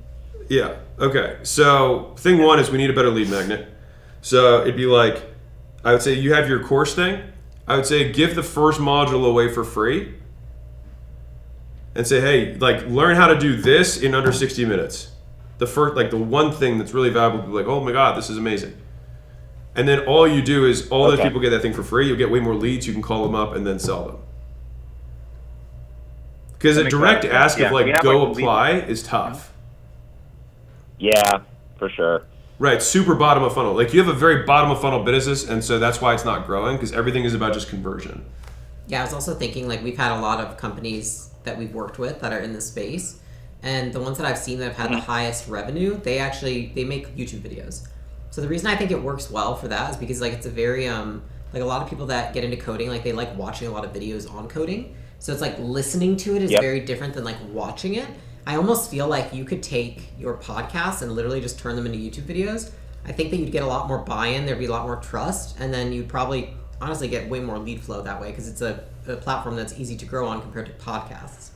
So it's like I wouldn't stop doing the podcast, Yeah, I just but I started think that. in conjunction with what Alex said, I think the thing I'm thinking is just like you're putting a lot of effort into a channel that's not going to give you a lot of return. Yeah. Like my podcast and Alex's podcast, like that is like it's the one thing that probably comes from like, I would say like if we want to do it the right way, it would take a ton of effort and be difficult to distribute across other channels, optimized for those channels. Whereas YouTube, if you made YouTube videos, you could take that and put that across Instagram, TikTok, Snapchat, LinkedIn. Like it's such a better source piece of content that when you're ready to scale again, you can scale that across so many different platforms versus the podcast is always just audio. Video turns into audio much easier than audio turns into video. Correct. Yeah. So, yeah. TLDR. I kind of inherited it, and that's how I was keeping it going. Good. Totally. TLDR, 2 things you need to do. Thing 1, get a better lead magnet. Thing 2, you need to advertise way more, which means you need to put out higher volume of content across all platforms, especially ones that have high discoverability. Yeah, no, tracks, and so you probably wouldn't do ads at this point, right? No, I think you there's can. a lot I think of you just. I need think to you can post. go No, I organic. think. No, I think you can. You have so much meat on the bone with organic right now. I would just double. I wouldn't double down. I'd 5x down. Okay, I appreciate that. All right, man. Rock and roll. Appreciate you. Cool. Hey, thank you. All right, later, brother. See ya. Scott, See ya. I just found your YouTube the other day, and I liked one of your videos. Oh, It's nice. funny. And Simon, appreciate the shout for the book. I'm glad you like it. He's referencing that green book, everybody, Money Models. It's also free on my podcast for know those you of wrote you a who are book. broke. It's also a free course on my site for those of you who are also broke. It's also there. You don't even have to opt in. You can just watch it. But we're here now, so let's do this. Next caller is ready. What's up? Nick caller? Okay. Let's body slam. What's going on, guys? Can you hear me? Yes, sir. Yeah. What's going on? My name is Josh. I own a brick and mortar pest control company that focuses mainly on recurring service plans Cool. for residential clients. Yep. So currently, my constraint is optimize my offer. I feel like there's room for improvement. Optimize your what? So my constraint is optimizing my offer. I feel Offer. like there's room Okay. For improvement. Okay. Yep. So I've been bundling basically all the services into like a mother of all bundles type Yeah. of deal. Yeah. I basically can't upsell with that since I'm bundling everything and margins get tighter, but my close rate does increase. But when we don't bundle, the opposite happens. Close rates, margins do increase along with upsell potential. So my question is, which of the two would you deploy to scale the quickest? Currently at $1 million, started the business a year ago, looking to get to 5 next year. My question is, you said close rate decreases when you take away the bundles, right? Yeah. So basically, yeah, with the that bundle, I basically just can't upsell, and yeah, pretty much the I'm close curious, rate. do the Close rate- customers, do you sell less of a specific type of customer? Like in terms of like income range or type of house or something like that? It's all upscale, like yeah, basically upper middle to higher class. Was that what you were asking me? Yeah, I was just trying to understand if like there's a specific type of customer that's more attracted that you're not getting when you switch, that you lose with the switch, but that the ones that you're getting are going to have a greater LTV, so it's like kind of worth the trade-off. But I was just trying to understand if there's a difference in customer. Yeah, it's so the customer basically, yeah, it's like so the customers are pretty much the same. It's really not going to change. Okay. So I'm focusing on like a higher Let customer me- here that's willing to. Yeah, let me push back real quick. So you said your constraint is your offer. I would say, how do you know that? Well, so because of so really honestly, it's like that close rate.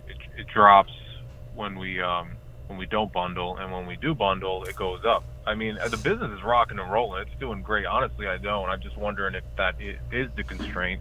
It doesn't Honestly, sound like in the my mind- constraint. Like, what's stop? Like, Why is the business not doubling revenue? yeah, what's stopping you right now? I mean, you said your close rate's fine when you have the bundle, so sell the bundle. Okay, unless there's some other major problem. So the only thing is that the upsell potential drops, so the LTV does drop. Well, then with that. why don't you raise the price on the bundle? Yeah, I guess I could just raise the price on the bundle. I mean, it's like Love this for us. I will raise the price on the bundle. This was great. I'm glad we had this chat. Okay, we have this thing that everyone wants to buy, but it has lower margins. It's like, well, I'll bet you if you're especially going to upscale, they don't know the difference. So tack on 20, and then it'll probably like double your margins. They won't even know. Yeah, No. You're right. I love it. Yeah, This was fun. appreciate it. I'm gonna be seeing you guys in December. All right. Oh, fun. Well, rock and roll, man. We'll see you out here. Tell us how much more money you make in the meantime. Yeah, that'd be lovely. A whole lot of money. Thank you guys. No, you bet. Have a good one. My team, somebody's got a low battery on their Mac. I saw a battery thing. Alex, FYI. everyone wants me to smell your beard. It does not smell like cheese. Why would it smell like cheese? I don't even eat cheese. He doesn't even eat I don't even cheese. eat cheese. Okay. So do we have did we hit all of our?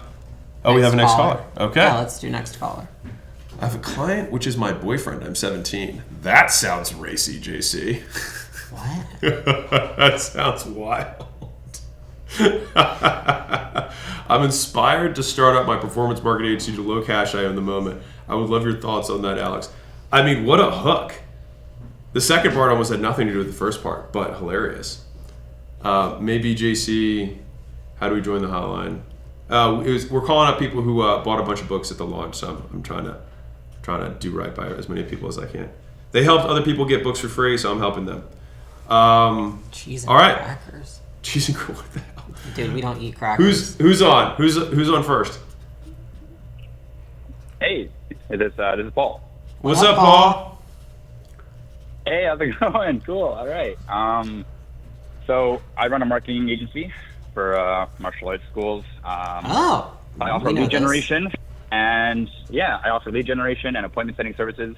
I currently am at 420K in revenue, 100K in profits, and I guess the problem right now is that I kind of started this just doing freelancing. Kind of stumbled into martial arts on a whim after having success with the clients. I figured out like a repeatable system to get them results, get people showing up, get people coming up to the first class, and that's kind of where I'm at today.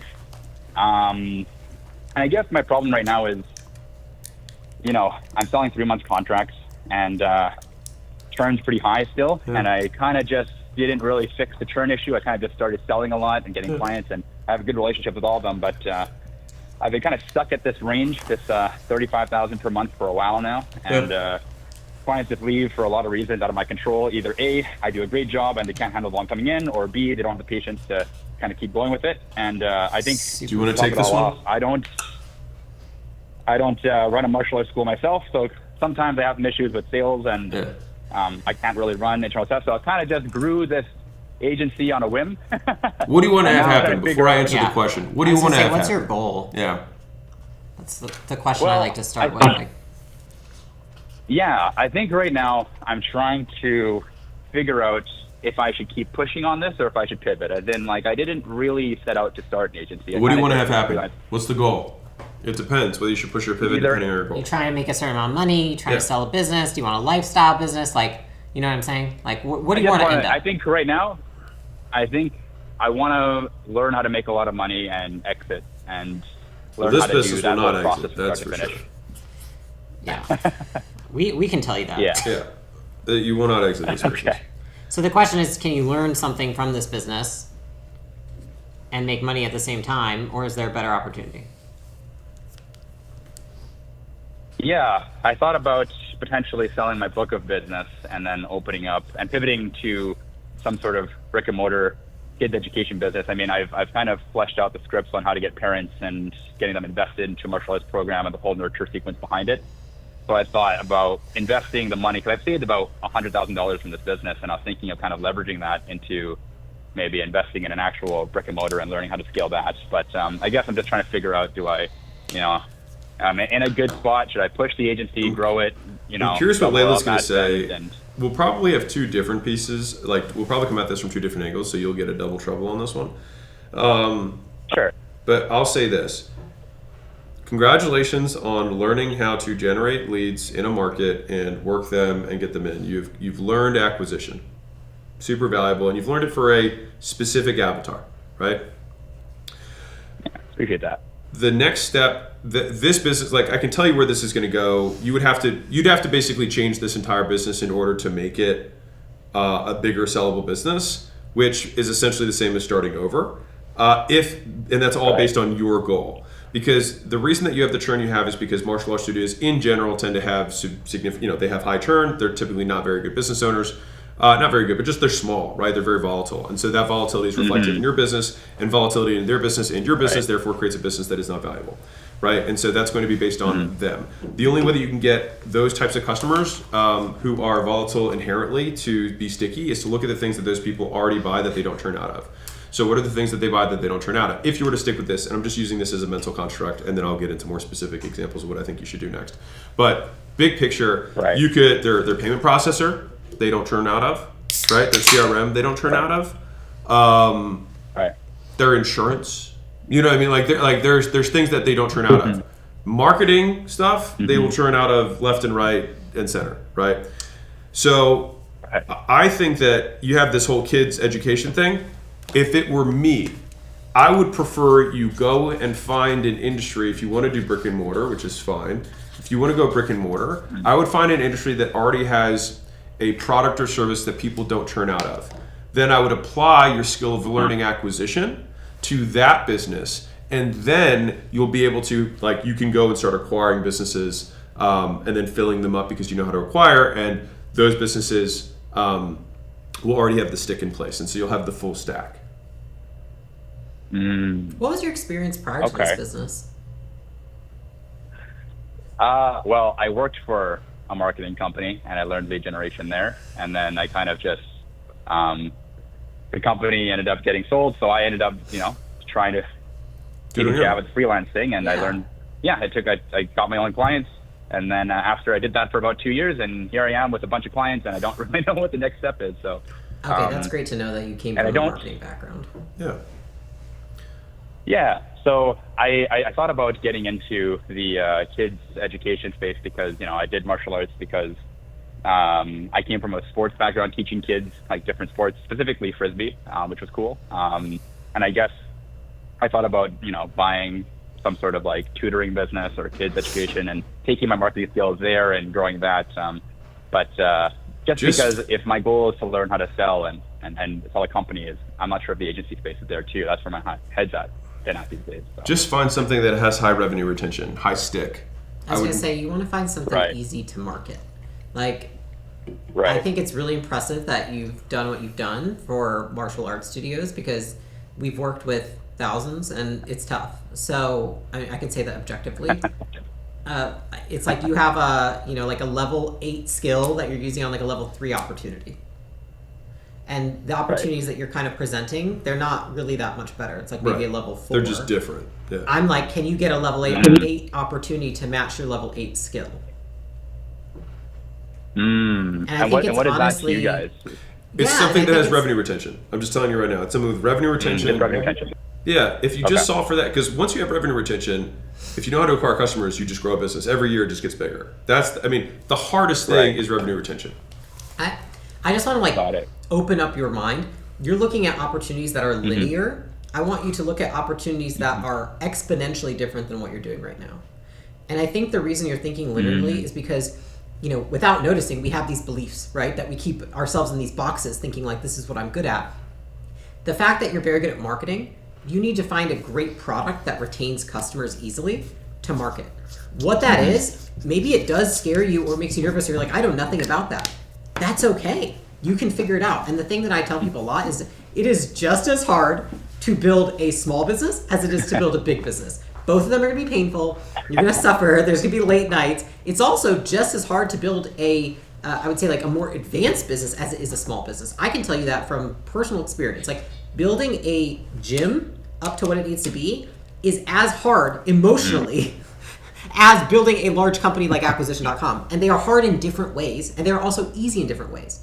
So you're going to have 50% shit and 50% good no matter what opportunity you pursue. I would love to see you pursue an opportunity that is at least worth the 50% shit you're going to go through. That's something me and Alex talk about a lot, which is like pick an opportunity that's worth the pain. Because it's going to be pain no matter what. This goes for everybody on the call. It's going to be hard no matter what. So pick one. Even if you're like, I don't believe that I could do it, you will figure out a way. And everybody does. Even when we started acquisition.com, we didn't know anything about investing or buying companies or doing any of those things. And we learned along the way. It's just that you have to have the belief in yourself to just start. Like you're not going to feel ready for any opportunity that's exponentially different than what you're doing right now. You get ready by starting. Got it. Just got to find a level 8 opportunity. No, like literally, I would literally go on ChatGPT and I'd be like, tell me what an opportunity is that has great revenue retention. Here's all the industries I've worked in. Here's all the skills. Where is something where I can get insane revenue retention that is 5 times more likely to sell and be worth something and make me, maybe it's $50 million compared to these businesses I'm in right now.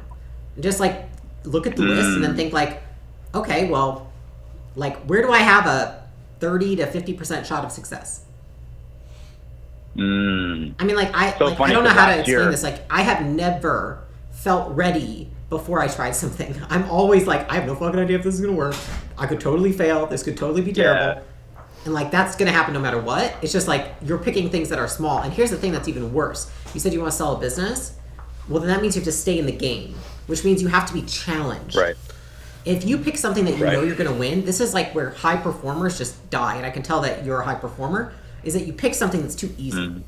And then you get disengaged. And then you're like, I can already play this out and know where this is going to end up, and I don't want to go there. And then you don't even want to see it out to sell the thing because you already know where it's going to go, and it's not interesting. Do you have anything you would add? No, you're right. I was Yeah. gonna add a. Yeah, Go ahead. yeah. No, last year I remember I was at the 10K rate and I watched a bunch of Alex's videos and he just said double ad spend and keep the course, and here I am a year later, doubled that spend, kept the course, and I'm now I guess just got to find a high leverage activity. So Also, I would just say this. You're going to learn more trying something than you are going to learn thinking about it. We don't learn while we stay in our heads. Right. We learn when we get out into the world and we do stuff. So, like, think about a way, like, how could I test these opportunities? Can I be an affiliate of a company like this? Could I be an affiliate to an insurance company? Could I just come in and be a contractor to help build up this X company? Like, you could literally just find one big client and be like, I will do your in-house marketing just so you can learn the business. Yep. dang, I would love to do that. And use the cash that you have as your savings so that you can be aggressive with your learning. Right. As in, like, that's your nest egg, so you don't have to worry about living. Yeah, I've been doing the whole like Chipotle thing, frugal thing. I saved up my first bunch of cake. Good, man. Bunch of cake of you guys. I appreciate you guys. No, I appreciate that. Appreciate you, man. Awesome. No, You're gonna crush it. Okay, I'll do the thing. All right, appreciate you, dude. Yeah, All appreciate right. you guys. See Bye. ya. Later. Yeah. We have another caller. Oh, a caller with a ringer is at the door. Someone has ring. He rang. Ancient king of Iran, Hormozi, your relative. The Strait of Hormuz is one and the same as my family. Yes. Hormozi, which means coming from in Farsi. E means you are somebody of that area. Who do we have on the line? Devin, Devin? What up, Devin? can you hear me? Yeah, we can hear you. Okay, cool. You guys can hear me. I was wondering. All right, bet. So I've got a small YouTube channel, like really small, and I just don't know where to go other than just make more content. What do you And sell? I've watched y'all's stuff. And I don't have anything to sell. That What do you was make my other YouTube question. about? Should I have a product? What was that? What's the YouTube about? It's hunting, fishing, outdoors. I'm an outdoorsman. Okay. Oh, that's cool. And how many subscribers do you have or views do you get a month? So I've got 2,000 subscribers, Okay. and in the last 28 days, I've gotten almost 250,000 views, mostly Nice. from shorts. I haven't posted any longs yet. Okay. All right. I posted. What do you some do to longs, make money? Yeah. How do you live? and then I have a job. I work 40 hours a week. What do you which like? What do you do really though? Puts a damper on me. I make lawnmower parts. Okay. Nice. All right. Okay. I think you're early.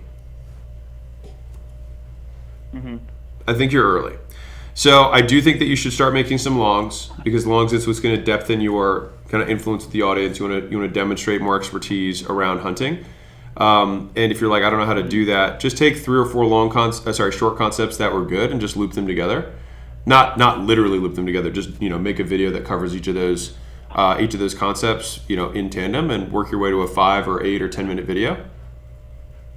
And I would start doing that. I think you're early, dude. Okay. So basically just do more. Yeah, and do better too. You know what I mean? Like, I think you got to learn a little bit more about the content game. Yeah. I would say, like, what right now, are you spending all of your time making content for YouTube outside of work? Just about, yes. Yeah, and how long have you Every been doing minute it? I can spare, I do. Yes. No, you're good. How long have you been doing it? So I started the channel several years ago and kind of got very, very inconsistent. And then I about 2 months ago, I decided to really get after it. Okay. Well, okay. I think that we can both tell you this, which is like YouTube is a game of consistency. Yeah. Like that's how the platform works. So I think the biggest thing that you can do right now is just be consistent. Because if you look at like how to go from just like okay or mediocre to just like good, solid, it's consistency. And then if you want to get to like great, it's like continued improvement while being consistent. So I guess the question is, how many shorts and how many longs do you commit to making per week? So at one point I was doing one a day, and it was great, but I'm kind of back down to like 3 to 4 a week. You mean for the shorts, right? Yes, sir. Yeah. I mean, you do have to do more, and you have to do it consistently. And I would just tell you that, like, right now, you're not like, just for your own self, do not consider yourself having done this for years. You've been doing it for 8 weeks. Yes. So you're super early, man. Yeah. You're super early. Okay. So I wouldn't even think about monetizing it right now. Like, you just want to take 5 a.m. to 9 a.m. and 5 p.m. to 9 p.m., your 5 to 9, beginning a day, end a day, and I put all of that into making sure no matter what, I get out one short a day, and then on my weekends, I'm going to make sure that I get at least one long out. Okay. What's your goal? One more question. What's my goal? Yeah. Do you want to quit your job? Do you want to build a company? Yes, I believe if I can just replace my income from my job with this, then I could scale it up. And I guess my number would be about 10 grand a month. Okay. Would Can I be ask you like something if you ideal could be mind super blowing honest? rate. Mm-hmm. What stops you from making one video a day like you were? Like what behavior? Mostly just life gets in the way, or I get to talking to somebody, and then sun goes down, and now I'm out of daylight. So if you want to ask yourself how to be consistent, the question is, how do you stop the things from occurring that make you inconsistent? Mm-hmm. So it's like, do you have the right people surrounding you? Do you have yourself in the right environment? Like, those are the things that I think you want to be thinking about right now. Because I know, like, for myself or for Alex, when we were first starting out and like just trying to get into business, I had to put myself in an environment where it made it easy to achieve my goals, not hard. Which also meant surrounding myself with people and a routine that made it easy. Okay. Do you know how I define commitment? How? The elimination of alternatives. You have to get rid of your other options. And I don't mean like you need to quit your job. I mean everything else that is not you make. If this is what you want, and that's like, you can only know that. But if this is really what you want, then it means that you have to say no to everything else in order to truly say yes to this. Because every time you say yes to something else, it's saying no to this thing that you want. And almost always the things that we want to say yes to now are short-term, long-term. We say yes in the moment because it gives us a short-term good thing, but it prevents us from the long-term great thing. Okay. So I was also thinking, should I post on Instagram, Facebook as well? I want you to be consistent with YouTube first, man. All right. Give me 12 weeks of consistency. You make one long and you make 7 shorts 12 weeks in a row. You do that and you're like, you know what, I got more. So the thing is just right now, you have to do that volume so you can become more efficient. Like, you have to feel the pain of the inefficiency of being like, man, this is a lot of work. Because when you do that, all of a sudden you'll start getting faster, you start getting better, and your work output and capacity will go up. And then you'll free up the bandwidth because you got more skills, you got more efficient, that you can start looking at, you know what, I'm going to repurpose this on Instagram or repurpose this on TikTok or whatever. Okay. It's also like, just like really thinking about this, in order to build a business to replace your income, like, you want to build that confidence, and confidence is an output, not an input.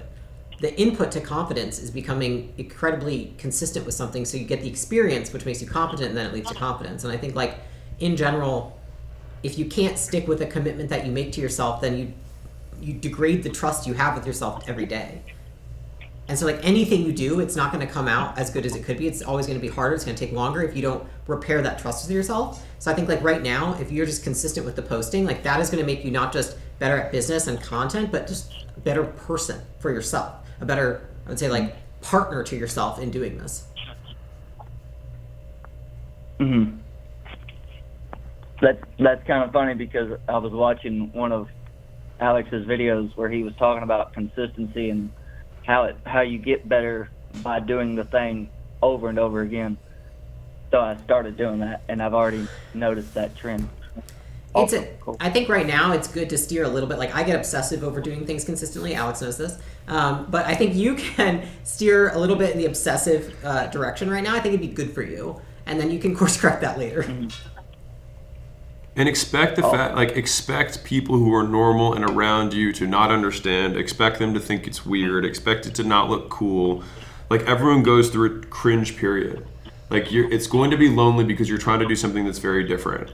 And I make that content where I say, like, in order to be exceptional, you have to become the exception. You're going to probably be surrounded by the majority of people in your life who don't want this, aren't interested in it, think it's dumb, think it's stupid, think it's you trying to be famous, you thinking more of yourself than you really are, all of that stuff. And you just have to just put that on the shelf and get back to work. Because, like, either they'll be right or you will, and you've got a long time to be right. That's kind of what I was. All right, thank you. Yeah, they'll be right for now, and you'll be right for good. Yes, sir. So just keep on. Keep on, baby. Keep on. Thank you very much. You guys are awesome. You bet. Appreciate you, man. See ya. All right, let's look at. All right, let's look what we got here. I don't know. I was like, I sold it for plastic surgery. The fuck? I'm tired, okay? I filmed content before this. Oh my god. Horse with blinders only run with other horses? Maybe. I don't know. How do I go about hiring the right person? That is a very short question. That's a very long answer. Be the right person. Yeah. Well, there you go. There's your short answer. Wow. Must be nice. I run an agency for churches. They have all cameras and equipment, but no editors. Basically a clear marker for back-end media optimization. How should I market to ministries? Honestly, I think they're pretty easy to market to. I think I would start with outreach first. I get my first 10, testimonials, so I can, and then ask them for referrals. And then once I have that, once your capacity gets taxed, you can ask them to start paying you because you can't keep doing it, and they're going to start getting hooked to the fact that they had good media. After they have good media, you'll convert some of them you'll have to drop with the excess capacity. Then you can start doing outreach using the testimonials from the 10 people that you did it for free for, and in that process you'll learn how to do the game. I feel like in fitness content it's not impossible to post daily, but I keep running out of ideas to keep up with 7 days a week. Here's my favorite way to make content. Look at all the content on fitness that you fucking hate, and then ask yourself, why do I hate this so much? There's your piece of content. I do this all the time. People will send me, like, you should make this piece of content. I'm like, ew, it's disgusting. And then I'm like, why am I so disgusted by this piece of content? And I'm like, it's so cringe. Why? And then that is a piece of content in itself.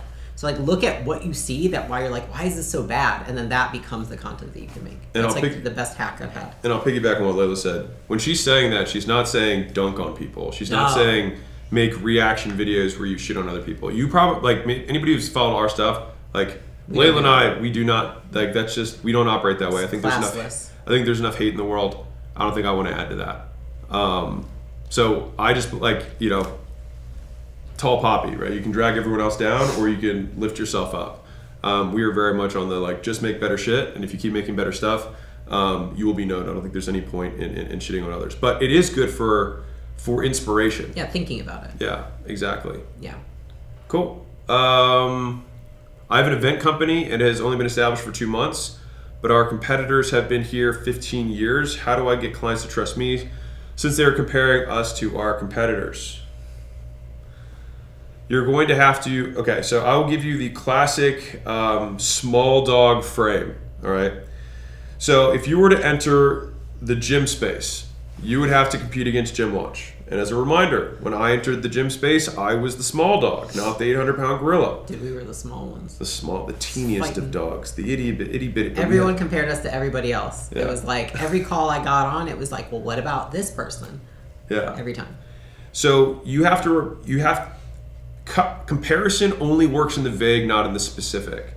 Meaning, they're comparing your company to their company. You need to reframe the comparison as comparing you to employee number 86 at that events company. So it's like, listen, they've been here. Like you want to lean into it. You want to be like, listen, they've been here longer. They've got way more, track record and experience. I was like, but you're just going to be a number to them. And if there's a problem, you're going to go to account rep number 6, and and they're not really going to care. And so it's not, is my company better than their company? The question you have to ask yourself is whether I'm better and more motivated to help you have an amazing event and experience as a new business owner who will do everything to succeed compared to their hourly or salaried employee who clocks in and clocks out and doesn't care. That's who you need to compare against. And if that's the bet, I'll win 10 times out of 10. That's the reframe when you're starting out. All right. Could you please explain how to decide between a monthly, monthly subscription and what was it? I missed it. And a one-time payment. Yeah. Okay, cool. It's actually just a math thing. So it's going to ladder up to something called EPCs, which is earnings per click. All right. And so you get your earnings per click by saying you have 2 lines on an Excel sheet. So this is pure math. 100 clicks to offer 1, 100 clicks to offer 2.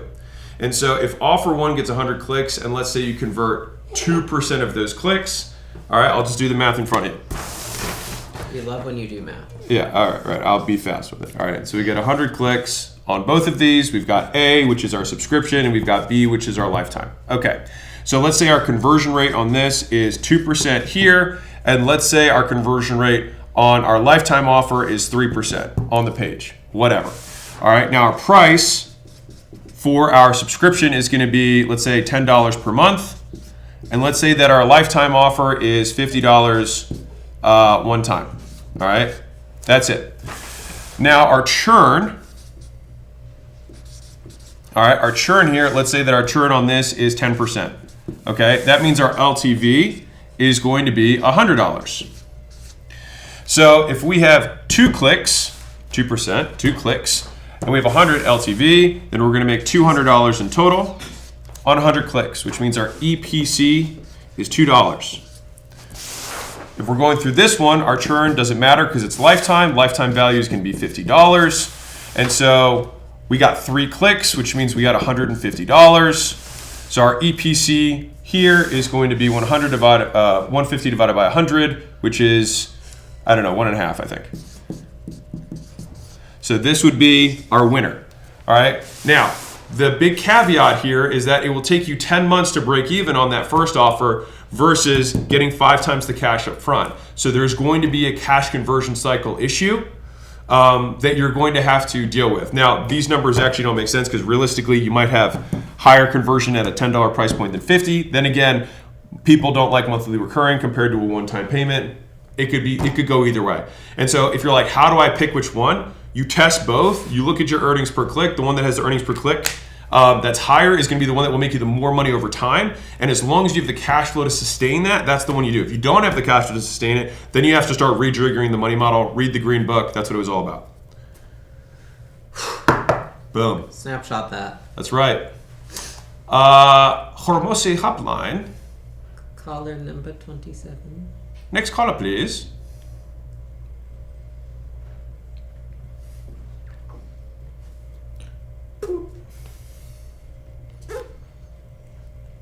What do we got? Did they hung up? They were like, too hot. They were like, it's too hot, getting out of the kitchen. Did you almost hang up? You almost hang up? You almost ghost us? Like Patrick Swayze? Can you hear us? Hello. Yeah, what's up, man? Tell us about the business. What's going on? What is the problem that you want to solve today? How's it going, guys? You still alive? You've been killing it. All right, tell me, man. What's your name? So I run, my name's Dan. I run a center for seniors and the disabled. Okay. It's a day program. Okay. And most of our members are basically insurance-based. Yep. So you pick them up, you day care them for the day, industry, you drop them off, and you get day rates, right? Correct. Yep. Give them a meal. And the biggest issue that you have is that sometimes people don't want to come with you.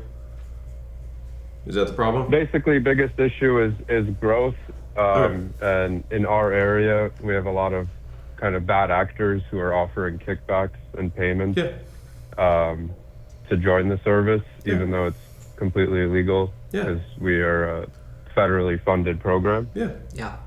Super familiar. So you're struggling with growth because you have illegal actors? That's just an easy excuse to say, you know. Love that. But kind of the difficulty is focusing on, we kind of have three primary people to sell to. It's the actual person that'll join the program, a caregiver, either a mom, a kid whose family needs this, or referral sources like doctors, social workers. So it's basically these three archetypes of people that we need to sell to. Which one do you succeed the most with? It's a good question. The referral sources always seem great because they have access to a ton of people. I do in-person lunches with them and do the whole song and dance, but to get a referral, it's very difficult because once again, people are also paying for referrals. So, but that's an excuse, which we said earlier, right? Correct. Okay, so let's just cast it out of your vocabulary for now. You're going to not do illegal things, right? No, absolutely not. We've been in business for 20 years, so we're not playing. We too have competitors that do illegal things. Yeah. So it's just something that's taking up room in your mind because you brought it up twice already. Absolutely. Right. Okay. So you're saying that you have these song and dance conversations, and you're saying it's hard for you to convert from them saying yes, you can come to our facility with a bus and pick up people and knock on doors. I'm sorry, I didn't hear that part. What did you say? So when you're doing the pickups, right, I'm guessing you have a bus and you grab people? Right, the pickups are from their house. That's when they've already become a member. Are you doing multifamily though? No, usually each location is a particular person. It's not like we're not picking up from like one place like hundreds of people. It's just each stop is one person. Yeah. And you've owned the business for 20 years? Yeah, well, I joined about 8 years ago as a partner. Okay. So, can you take more customers than you currently have? Absolutely. We could take about double, if not triple. Okay, so you're demand constrained right now. Yes. Yeah. Okay. Demand constrained right now. So people don't know you exist, so we have to do more advertising in some way. So you said you have these three avatars. Do you know what one of these avatars is worth compared to the others? In a number sense, no, but let's say if you advertise to one caregiver, that's one member, and potentially a doctor's office is like 200 potential members. That sounds like pretty simple math to me. So what stops you from going to the physicians? Nothing. I go to them, but to get consistent referrals surprisingly, we get referrals from people that I've never spoken to. Like, we're in the local community, we're very well known. Yeah. But like, they know us, they know our name. Yeah. But in terms of actually getting a signature and getting a person to join, it's very. So I don't have confidence in that. You're good. In the leads book, which hopefully you've read, right? The chapter that I want you to learn like the back of your hand is the affiliates chapter, because that's exactly what this is. So these physicians are your affiliates, and you're going to need, like, them just saying, yeah, sure, we'll refer people to you is not going to do anything, right? Which you've already experienced. Yeah. So I prefer a launch then integrate strategy, which is great. Why don't we send an email to all those people? Or if you want, I can hang out at your office, and after you meet with a patient, I'll meet with them after you.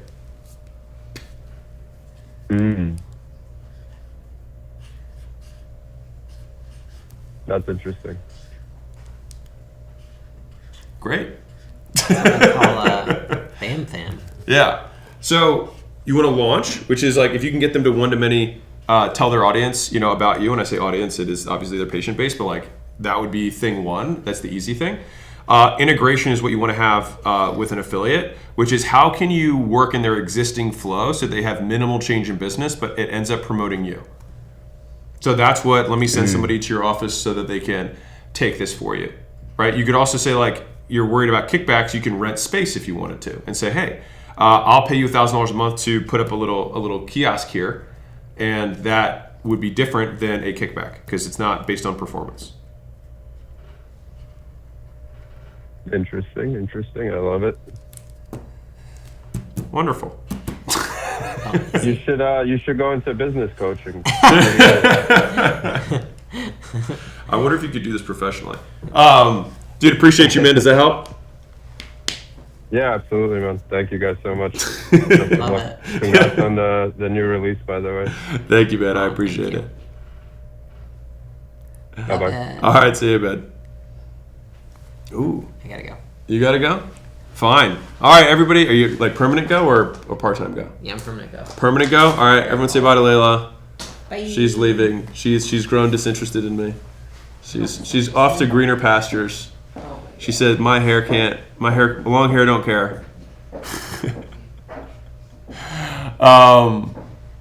Let's see. Let me pause with these guys. All right, went from profiting $1 million a year up too long. SaaS land page CRO. How do I fill my days with work to get as many clients as possible? Okay, so you need to get more customers. I have inconsistent clients since I'm reliant on LinkedIn in-mails, 50 to 100 a month. Okay, I mean, dude, you have to like, everybody. If you want more people to know about your stuff, you have to let more people know about your stuff, which is what I wrote this entire book on, which is leads, right? And right now, there's only 3 things that you can do as a human being to promote anything. You can do outreach, which is one-on-one communication. You can do posting content, or you can run ads. Now, with those 3 things, you can go get customers, you can get agencies, you can get employees using that same skill set, or you can get affiliates. All right. And so right now, if you just look at your calendar, if you are not doing outreach, $100 million money Jesus, models. holy shit. Oh, yeah. If you are not doing outreach, you are not running ads, or you're not posting content with the majority of your day, at least 4 hours a day, if that is the constraint of your business, then you are not doing your job. So you have landing page CRO, awesome. You fill your days by spending 4 hours per day. So the schedule that I like to run, if you are starting out, is I split the day into 3 chunks, all right? And it's all 4-hour chunks. And if you're like, that's 12 hours a day, Alex, sure, you can always just do less and take longer to get to your goals. That's your prerogative, all right? So you've got 4 hours, 4 hours, and 4 hours. Okay. So I'm going to spend the first 4 hours of my day promoting. All right? The next 4 hours of my day, I'm going to spend building. And when I say building, there's always collateral, there's stuff you have to put together, you have to install something, whatever. And then I'm going to have delivery. And so this is how I split my day so that I can get ahead of what I need to do. And if you promote what you have, you build and you deliver, you're going to, and promotion is going to be marketing and sales. All right? Now, if you're like, I've already built everything, then you can double this up and make it 8 hours for promotion and delivery. But in the beginning, the thing that you are fighting tooth and nail against is irrelevance. No one knows you exist. That's the issue. It's not your market. It's not your product. No one knows you exist. That's the issue. And so you have to fight. And by fighting, you have to fight against everyone else who's fighting for your customers' attention. You have to become more interesting. You have to get in more inboxes. You have to get on more news feeds. And by doing that, you'll get more people that you can convert into customers. And if they're not interested in your stuff, you need to give them a better reason to get interested in your stuff, which is going to be a better lead magnet, a better reason to give you the information. Someone said this is disconnected. Am I hearing correctly? Going to turn on and off your headset. Is it on and off? I'm good now? All right. Dylan is killing. So dark. Hey, can you hear me? Dylan, what is the biggest problem of your life? Yes, I can hear you. What is the biggest problem in your business right now? I'm trying to figure out whether I should push or I should pivot, and I've been having a lot of trouble pushing, and that makes me unsure. Okay, the only reason that you pivot is if a fundamental underlying assumption that you came into the business has been proven untrue. if I want to start a dog lash business where it's like I sell lashes to dog owners for their dogs, and I think there's going to be a big market and no one wants it, then that would be something I say I'm going to pivot. If it's I already are other people making money in your industry selling what you sell? Yeah, we got it working. We got to $1 million a year in revenue and then $500K a year in profit. But then I had a partner and I lost everything. Long story short, and we buy and sell comic books, and the problem is we've been having trouble getting enough high value deals where money can be made on the calendar. It's tons of sellers with like 50-cent comic books and not enough sellers with $5,000 and $10,000 collections. Okay. Do you think that there's not that many that exist, or you just don't know how to find them? It's like 1% of our leads, and I've already looked at all of the ads in our industry, and they've all it's just mining through a ridiculous amount of leads to get like the few gems. Yeah, I mean, to be fair, there's a lot of businesses that are like that, so that isn't necessarily a bad thing. I mean, you had 50% margins on $1 million in business. That's not bad. So I don't want to I don't want to dissuade you from necessarily doing something that could potentially be lucrative.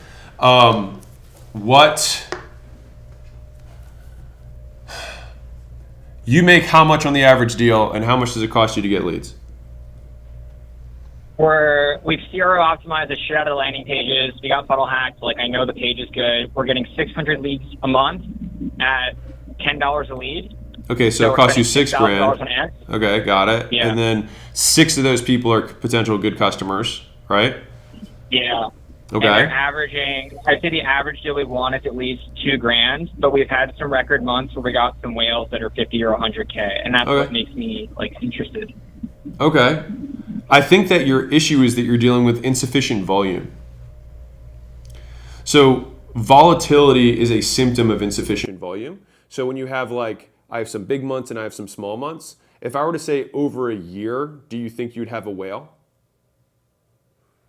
Yeah, we have multiple whales. I want a 5x ad spend. Yeah. But then I'm worried that it's not efficient enough and that the sales team has to be too good and sell it. We're buying comics, training this. I've been through all your trainings.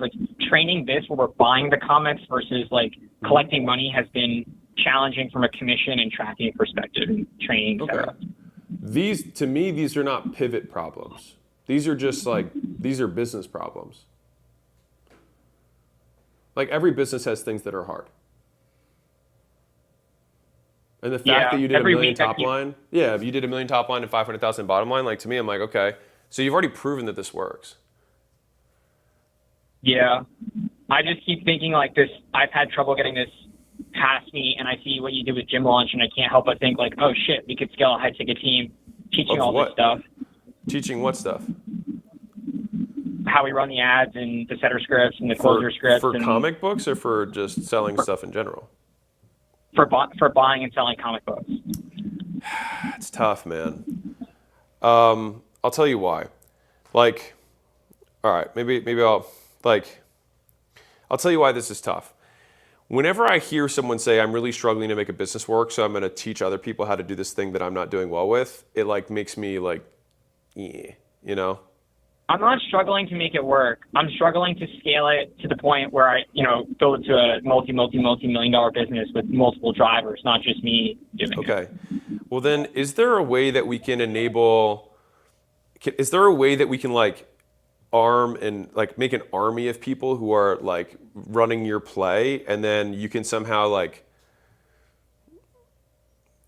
not get a percentage of the deals that they're what would they struggle with if you were to show somebody how to do this? What would be the biggest issue? Because if they're being efficient with their leads, right? They're spending whatever. Let's say they spend $500 a month instead of $6,000, right? So they're going to get 50 leads. What are they going to struggle with? They struggle with, they don't know how to get leads, then they don't know how to work the leads properly, then they don't know how to set appointments, then they don't know how to close a deal, then they don't know how to properly sell the comic books, then they don't know how to just keep doing it again and again. Is there a way that you could just give them a menu and say if you could take care of them, can you buy the comic books from them and then resell them and just basically have them basically decentralize the sales and then you still flip them? Because that would probably be, I would imagine getting the ability to sell the comics for a lot of money would be the hard part, is my guess. Yeah, so acquisition, so getting more quality inventory, think gold versus scrap metal is like analogy. Like getting is definitely the constraint of the business. The problem is getting those high quality deals on the calendar versus just regular, regular stuff on the calendar, where it's like you're buying tons of 50-cent comics. Like that's been the constraint. So even if we tried to build like an agent model, like I'm worried that A, we still have to get those leads on the calendar and violently spend on ads, and then B, which we can absolutely do, but and I want to do that, but then B, it's like they can screw us, and I'm worried about like it's hard to track like how much you can make on this deal. It's very subjective. It's physical. It's not like revenue where it's like clear cut as to like how much it made. You know what I mean? Yeah, I mean it's like a used car business. Would be worth it. Yeah, it's a used car business. It's the same thing. People come in with a car. It's used. Now, the issue there is that it's Kelley Blue Book, and there's some standards there. But, like, I understand what you're saying. I mean, you kind of run a digital pawn shop, kind of. Okay. So what do you do? I mean, I'll say this. I think you have a good skill set. I'm not sure if flipping this into a business opportunity is the right play. Like, that feels meh. I think you could sell it, but, it makes me meh, Yeah, that's why I haven't done it. Like, if I want to go biz op, I want to go B2B, and I want to scale it to something like Gym Launch, and then I think the TAM is too small, and I think it has to be all buying and selling businesses all together, and I think I'm not a good enough leader yet. I think I need another 2 years, and I'd rather just own the whole market, because I know that there's two options you said between you could own the whole gym market or you could just license it. So I think I'd go either way. I think I just keep running into challenges, scaling it. Dude, but I just want to encourage you in saying this. Like, dude, business is fucking hard, man. I know you know that, but sometimes it takes someone from the outside to be like, yep, that's how it is. It just like, there's hard shit, Do you make any content? No, I've been all focused. No, honestly, I haven't, because I've been all focused on trying to solve this constraint and trying to be disciplined, even though I want to start like 25 different things. I've been trying to solve this one problem. I do think that you making some content, because like I think comic books is definitely like a super contentable, like it's super easy. You can show them, people like watch it because it's cool, all of that kind of jazz, right? But I think it could generate demand for you on the buy side that would just decrease, it would offset CAC, and it would start to build the brand overall, which is how this thing becomes long-term a more sellable asset. And how, like, you're like, I want to own the space. That's how you would own the space. And the problem is we were running ads on a national level, like the logistics of even buying those deals that are past local, it's like a traveling circus. It's so cumbersome. And I can't help but think like, I don't think this is the easiest business to start, but I do think it's the one I have the highest advantage in, and that's why, like, despite health issues and losing everything twice, like, I haven't quit. Well, you're not on your third time yet, man, so you're good. Two is the sweet spot, All right, I want to help you though. So here's what I would consider as next steps, and I will say this before I get into it. Push and pivot is an eternal personal question. It's like, how much do I consume versus invest? There is no right answer. How much risk am I willing to take? Right? Those are personal questions. So I just want to be clear about that. This is me saying, if I were potentially in your shoes, what I'd consider. I would see there's two paths. One of the paths is not the biz op. I would say option one is you double down on this and you do own the market. You make the content, you figure out the sales stuff. You probably need to increase your ad spend so you can decrease the volatility. If you were spending $18,000 a month, that one whale per quarter would be coming in one time per month. And you can just know that law of large numbers, it would be there, right? That's path one. That's what I want. I want to do that. And then it's just a question of like getting the ROAS up high enough. And I've tried to like downsell the list of chorus, and I've been struggling with the ROAS, the efficiency there. No, I hear you. But when you get your whales, your ROAS is really good, right? Yeah. I was like, oh shit, we can make a lot of money with this. Again, I would just look at, I'm gonna zoom out because it's gonna be important point for everyone. So you spent $72,000 that year that you did $1 million in sales, right? Yeah. Okay. So no. But it would probably be. I'd probably spend $15,000 a month on ads and do $1 million in sales. Okay, so you spent $200,000 or 180 that year, and you made $1 million in sales. So you have 5 to 1 minus the cost of acquisition, right? But the cost of acquisition, I'm guessing, is not very much considering you spent whatever, because you still made $500,000 in profit, right? Sure. Yes. Okay. Yeah. So the issue is like, okay, you're spending 70 currently. It's like we need to triple it, and just even if you're tracking, it's not like this is like getting a data infrastructure is just part of scaling, dude.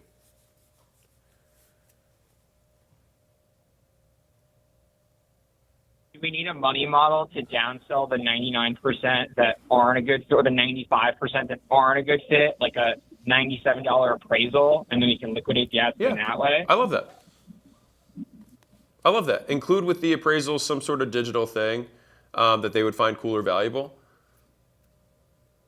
So I just like call 100 people and like give a triple guarantee until they buy it, and it's like this works. Like I will, like, if you do not get at least $300 of value, it's free. Like, yeah.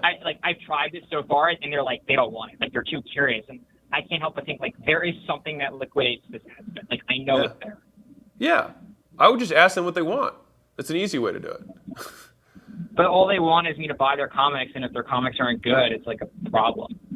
Yeah, they're still interested in something, and it might just be repositioning how that so the $97 offer that you have tried and no one buys is what? So I tried a course for $37, which was we'll show you how much it's worth and how to sell them yourself, and they hated it. You converted it 1%, and then I started calling a few people here and there.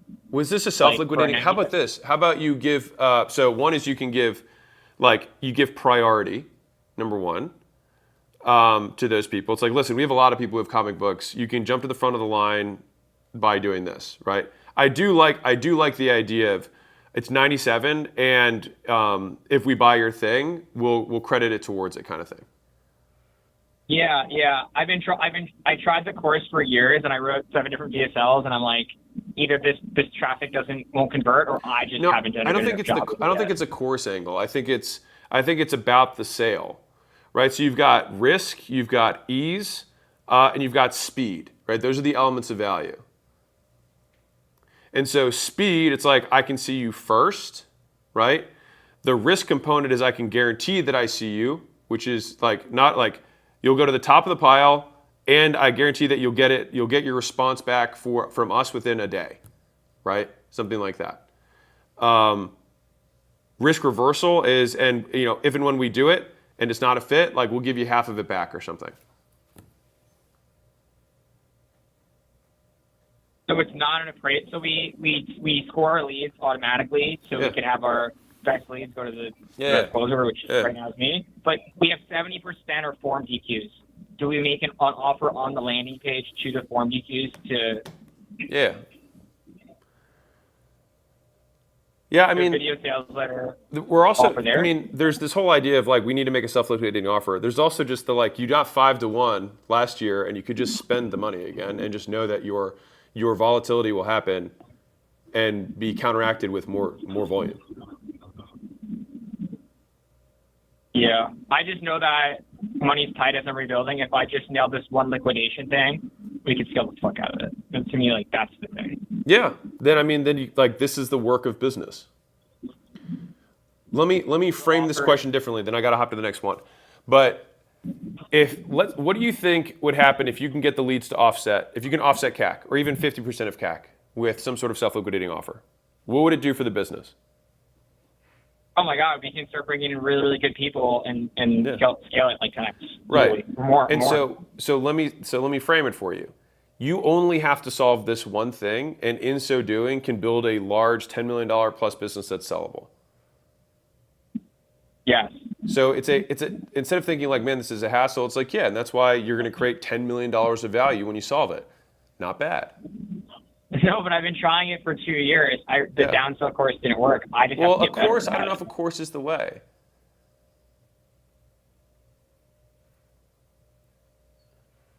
You're right. Like if you kept trying to resell a course, it's like that's not trying for 2 years. It's trying the exact same thing over and over again. Like you're trying to persuade better on a course when that's just the wrong offer.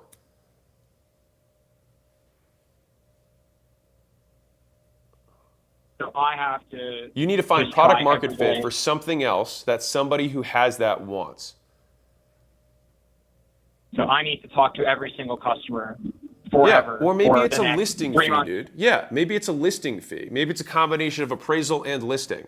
So it's like, listen, we can't buy it, but we have a big network of other buyers, and for $37, we'll send it to our list of other buyers to see who's interested.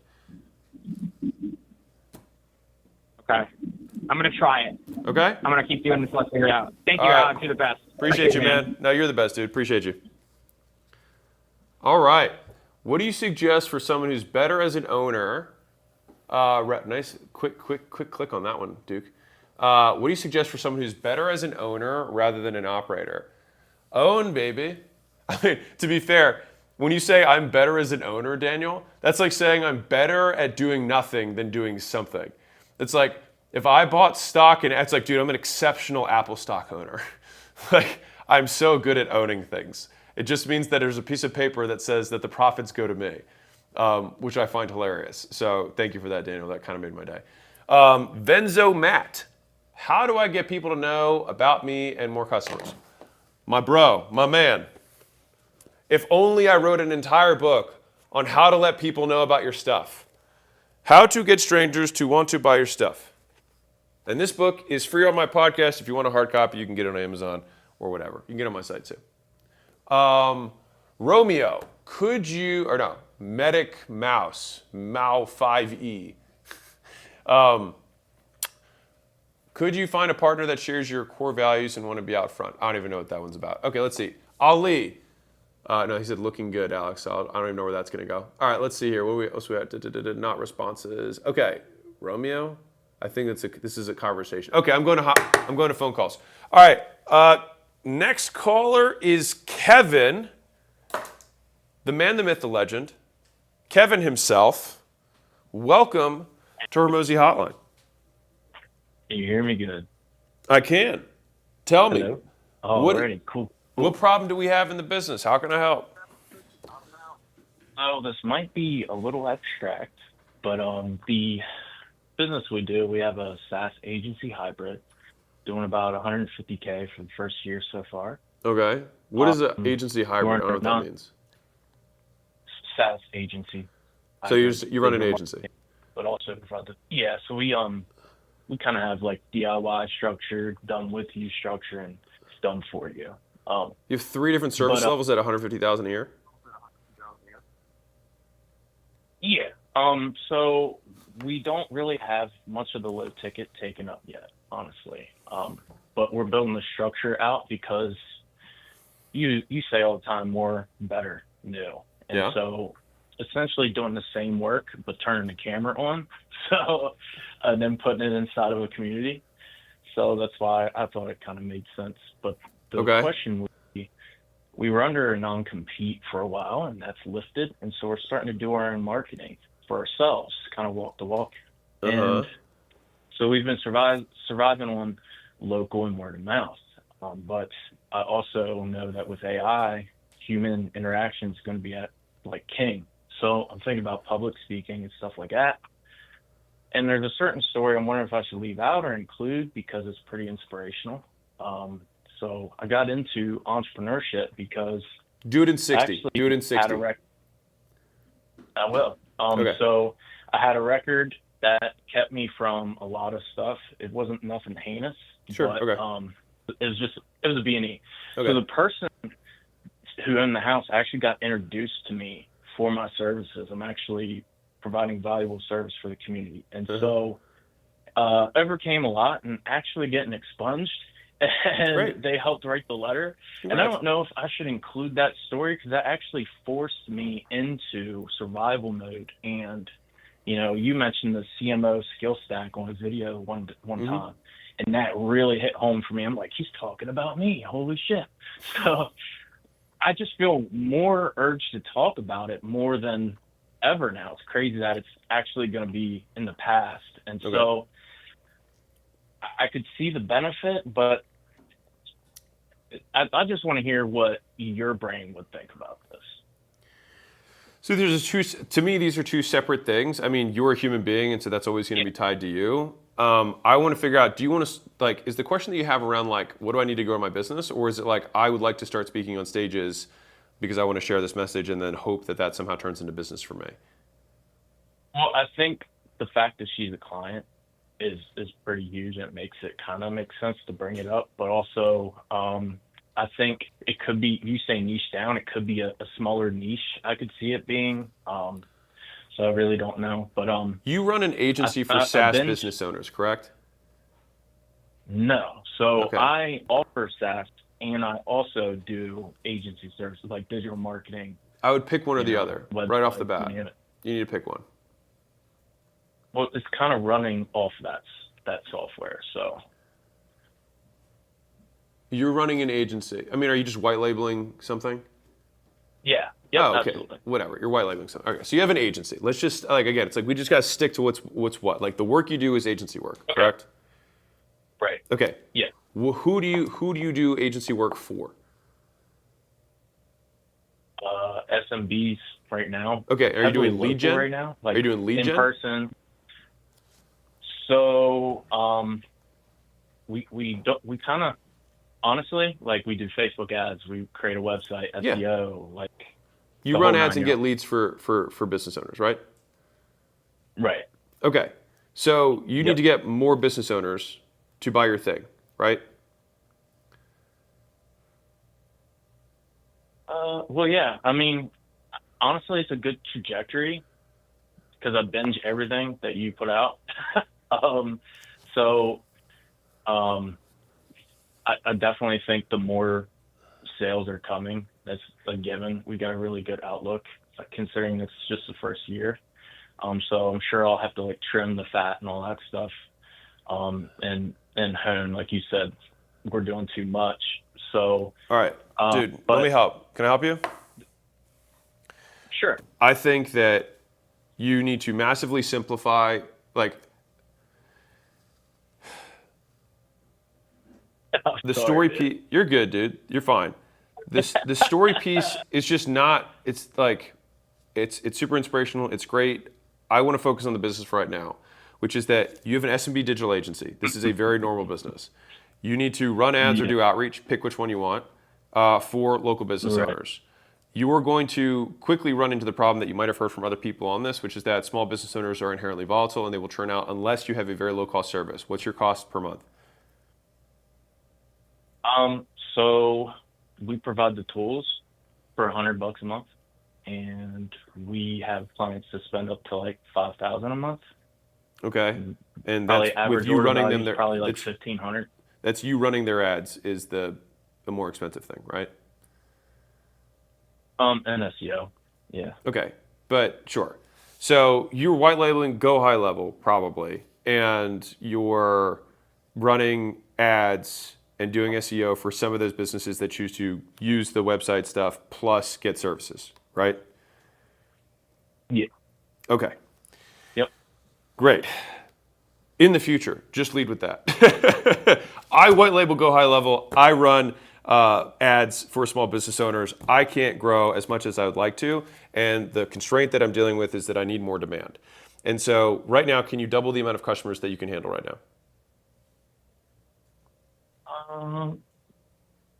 Probably, yeah, I think as long as we focus on systems and processes along the way. Okay. How many customers do you have right now that are in services? About, I want to say like probably 10, 15 or so. Okay. So I would say either pick whether you want to say like, I'm just going to do this white label thing, and you can scale that to the moon because there's not really any services with it, and the stick's probably pretty good. So I would say like, can we just set up these things, maybe do SEO plus Go High Level, because then that way, and for my people, snip that part out because I don't feel like I'm endorsing some shit. But basically, you want to have your white label software, you have your SEO, that's the lowest amount of work that you can do in terms of gross profit. You probably sell that at $300 to $500 a month. You're probably a relatively low churn based on the SMBs that you're bringing in. And you need to run ads and do outreach to get more of those people. And if you're currently doing a certain amount of ads and outreach, you will need to do more of that. I would stop doing the agency services, even though it's quite it's higher ticket because those people will churn out and it'll be a pain in your butt. So I'd rather you stick with the stuff that's low churn, really high revenue retention, high gross margin, and sell that as the primary thing and do more on the front end and have the scalable back end. And don't worry about the other BS Correct. when I'm closer to retirement. Cool? Yeah. All right. Yes, sir. Rock and roll. Appreciate you. I'm glad you've gone a full 180. Congrats on the story. I appreciate it, man. Thanks for calling in. Did I lose you? All right. Rock and roll. Okay. I'm going to answer a couple chats, and I think that was that Kevin? Is that who I was? Was that, or is that Dylan? Is that Kevin or Dylan? Dylan. I can't remember. That was Kevin. Kevin, appreciate you. And if you watch the replay later and see my facial expressions, it was more just me trying to understand the business, and that's where my odd faces came from. Okay, so Mike. Oh no, I'm not Mike yet. Okay, I tried a 9-figure offer, but ended up pitching heroin to Mike. Jesus Christ! All right, what are we talking about? Like, my God. All right. I have a website business for detailers, but it's really low ticket niche. Should I switch to solar? If I do outreach, it'd be 10 times harder, and it's already hard. Plus, it's hard to lead gen to it. So, just for everyone, no man's land is trying to sell SMBs a higher ticket thing, and I'll explain what I mean by that. You will quickly make more revenue. But then churn will catch up with you quickly, and you will create a churn machine, and CAC will consistently rise, which will compress your margins. I'm telling you, this is where the graveyard of $1 to $5 million a year agency owners who sell lead gen services to SMB for between $1,500 and $3,500 a month, that's where they all live. That's where they all die. And it's miserable existence, and you're welcome to go compete there if you want. My opinion is that you have two options for that business if that's what you really want to do. You either go low ticket, very low ticket. I'm talking like basically $150 to maybe $400 a month. That's what I'm saying. Maybe 500 tops for SMBs, and you have to have a truly scalable solution that costs you almost nothing to deliver. This is where, like, getting super high listed on Maps or first 3 for Google. This is where SEO type stuff works well. Maybe it's just like maintaining Google, Yelp, and whatever review stuff for a few $100s a month that no one wants to churn out of. All of those are things that are super reasonable that you can sell to SMBs that they will not churn out of because the price point is appropriate. It's a nuisance thing. Whenever you start getting into heavy, true lead gen, their businesses are so volatile that they will turn it off independent of how well you do, which is a very frustrating place to be. And for you to really make it make sense, you have to charge more, and they don't have the money to do it. And that's the catch-22 with that model. So I said option 1 is low ticket, but high gross margin. Low ticket, but high gross margins and very high revenue stick. The other angle is to go for mid-market, so up market from there. So instead of SMBs, you're talking, okay, it's got to be a business that's doing at least $1 million, at least $2 million a year, $3 million a year, something like that. Those business owners will be more stable, and then at that point, you can start charging for higher price points. So it's like, I don't really want to play in anything below $10,000 a month. And if you can't sell $10,000 a month to someone that's not going to make or break their business because they already know their metrics, they already have a sales motion, they already have LTV figured out. If they don't know those metrics, those people are not good customers for marketing services. And you'd be like, but that's everybody. It's like, yeah, and that's why most people compete there, and that's why most people never make money there. Whew. Good talk. All right. Someone was calling me. No, we're good. All right. Mike, this is our last call. Let's make it juicy. Let's make it spicy, Mike. Mike and Alex, if you will. Can you hear me? What's up, Mike? Hi, how are you doing? So I have two business. One a campground resort. Wait, what? You have two businesses. The first one's what? It's a campground. Like I rent out cabins on Airbnb, and okay, I got do it. from my website. Got it. For that, it's about $300,000, and profit is about 40%. Okay, 120. Got it. Okay. And I have a also a detailing business. I detail cars, and on the main season, I do about $40,000 a month, and that business I've been running for a year now. Okay, congrats. That's pretty good. So, yeah, how many hours a week does the Airbnb thing take from you? so right now 0 because I have 3 people that is working and running the place. Okay. Basically, I have no involvement in that Yeah. business, and the reason I cannot grow that business is because it is very expensive and I need a lot of capital. You mean you have to buy more buildings? Buy more buildings, yes, Yeah, exactly. word. I got you. no problem in demand, but buying a building. Okay, cool. That's fine. So to me, I'll reframe this because normally just for everyone who's listening, they're going to be like, oh, Alex is going to tell him that he should shut down one of his businesses. I don't really see, like the Airbnb is like right in the middle of like, is it investment versus is it, active? That's why I asked how many hours a week you're spending on it. If you're spending five hours a week or less, I'd be like, that's fine. So basically, it's like if you had a job and then you did Airbnb on the side, I'd be like, fine. So your job is detailing. You do Airbnb is what you do with the money after you take it out. Okay, great. So what do you want to do right now? Do you want to grow? Like what's not happening that you want to have happen? So the thing is, I really want to grow the Airbnb business, and I see a lot of potential in it. But you need more money. There are like potential in the Airbnb business, but the thing is, as I said, it's very expensive, and I don't have the money for it. Yeah. So I It's real started estate. detailing. I started detailing to make money so that I could buy Airbnb properties, right? Okay. So that I could buy a campground or another resort, so that I could build cabins and stuff. But I after a year of doing Airbnb, detailing, I found out that it's very difficult, and it's a very time-consuming business, and welcome to business. Yeah, okay. I'm not sure if it is something that is worth doing for a very long period of time. What would you do if it's not that? Because the best detailers, they do about $2 million a year, and that's the best detailer in. Like, I'm from Canada. That's the. Yeah, there's no good best detailers detailer. in Canada. Totally. My question would be, should I choose a different vehicle, because a different business to do, or should I stick to detailing? I mean, you've been doing detailing for a year, and you're at $500,000 a year, man. No, not 500, because detailing is seasonal, so probably about 250 to 300,000. And what's profit? So right now, because I spend a lot of money on our marketing, because it's the first year. Tell me the number. So probably I would say about $50,000 a year. So I'll say this, man. Do I think it's the wrong business? No, I think businesses can always be improved. Like we could look at like the offer and all these other things to like try and improve it. But if you like the Airbnb thing and you're good at it, and I normally wouldn't say this, but this is me reading between the lines from your call.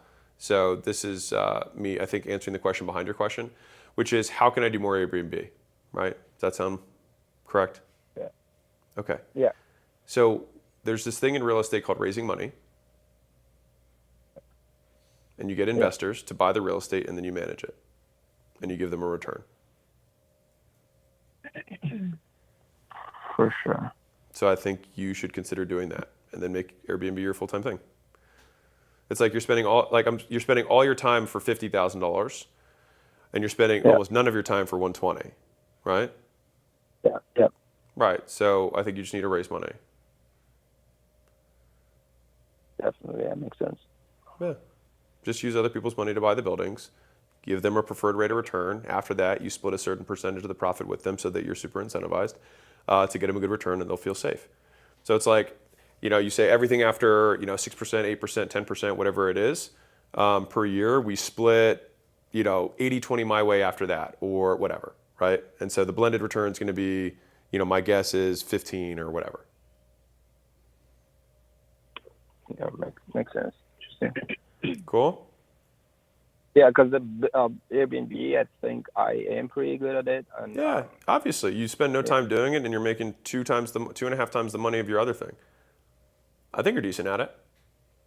So yeah, I think you just double down on the thing that you're good at. So we did end up eliminating one of the businesses. Who'd have thunk?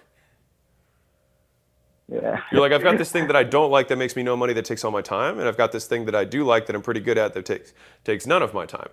Cool. So then let's do more of that. And you're like, I don't know how to do that, so I have to make the money to do that. It's like, or you can use other people's money. Interesting, yeah. Definitely. This was a good chat. Thank you. Yeah. Thank you, Alex. You bet, man. Happy to help. Congrats, bro. Thank you. Thank you. Today is the first day of the rest of your life. Thank you, Alex. You bet, man. All right, Trenton Pawinski. What a name. 8.5 million in trailing 12 months, $1.2 million in profit. Could I grab some advice on telling employees we're selling the yes. Let's talk about this. How do you balance long-term growth when the business is on the market? Dude, it is your lucky day. I have so much to say about this. I'm going to try and talk really fast, so just listen faster or watch the recording. All right. So, having sold a bunch of businesses, I have made a lot of mistakes on this. First thing that you don't do is tell your employees that you're selling. Rule number one, why would you not tell them? Some people are like, that's dishonest. One, you don't know if the deal is going to go through yet. So you have no idea. And so to create that kind of uncertainty in their lives is horrendous. Number two, every single one of them has a horror story that they heard that everyone's going to get fired, which of course makes no sense because why would someone buy an asset and then fire all the people within that asset, right? Now, in a strategic merger or an acquisition where it's like two things are going to combine, that's different. But I'm assuming that in your business, that's probably not the case. And so thing one, don't say it. Thing two, there's good reasons why you don't say it because people have lots of preconceived notions. Thing three, okay, you're going to go as far as you possibly can in this process without anyone knowing about it. At the point where you have to include your CFO and maybe your COO, you include them and you make it very clear that they are not to share this under any circumstances. All right, and only those two people are probably the only people required for that. Now, after that point, it's a pure need to know. And you should be already past signed LOI and very late into diligence, close to closing the sale, where maybe you would have a couple key leaders that you absolutely trust. Now, a way to make sure that you can keep them in it is I took a tiny sliver of the pot and I said, hey, you guys are going to get a slice of this. So they're incentivized to, one, keep mouth shut, and also to actually see the deal through, in the deal process. How do I balance long-term growth in the businesses on the market? Really, really good. I would strongly encourage you. The only thing that you want to potentially not do is maybe a huge capital expense in the business. But otherwise, you need to operate as though you're not going to do the deal. And I would encourage you to do this because it's going to do two really important things. Number one, you want to operate as though you're not going to do the deal because there's very strong chance the deal doesn't happen, right? Statistically, very few businesses sell, especially for good numbers. And so the stats are against you. So I would not like really change my behavior very much. Number two, if there is something that's truly one time, now if every year you always make capital investments, then you need to just keep running the business. But if there's something that is one-off and odd, then I would let the acquirer know that you're planning on doing this and that you don't want it to affect the deal. And so I would just be transparent with them. Most acquirers would say, well, do whatever you need to do to make sure the business continues to run because they want to buy an asset that's continued to work, right?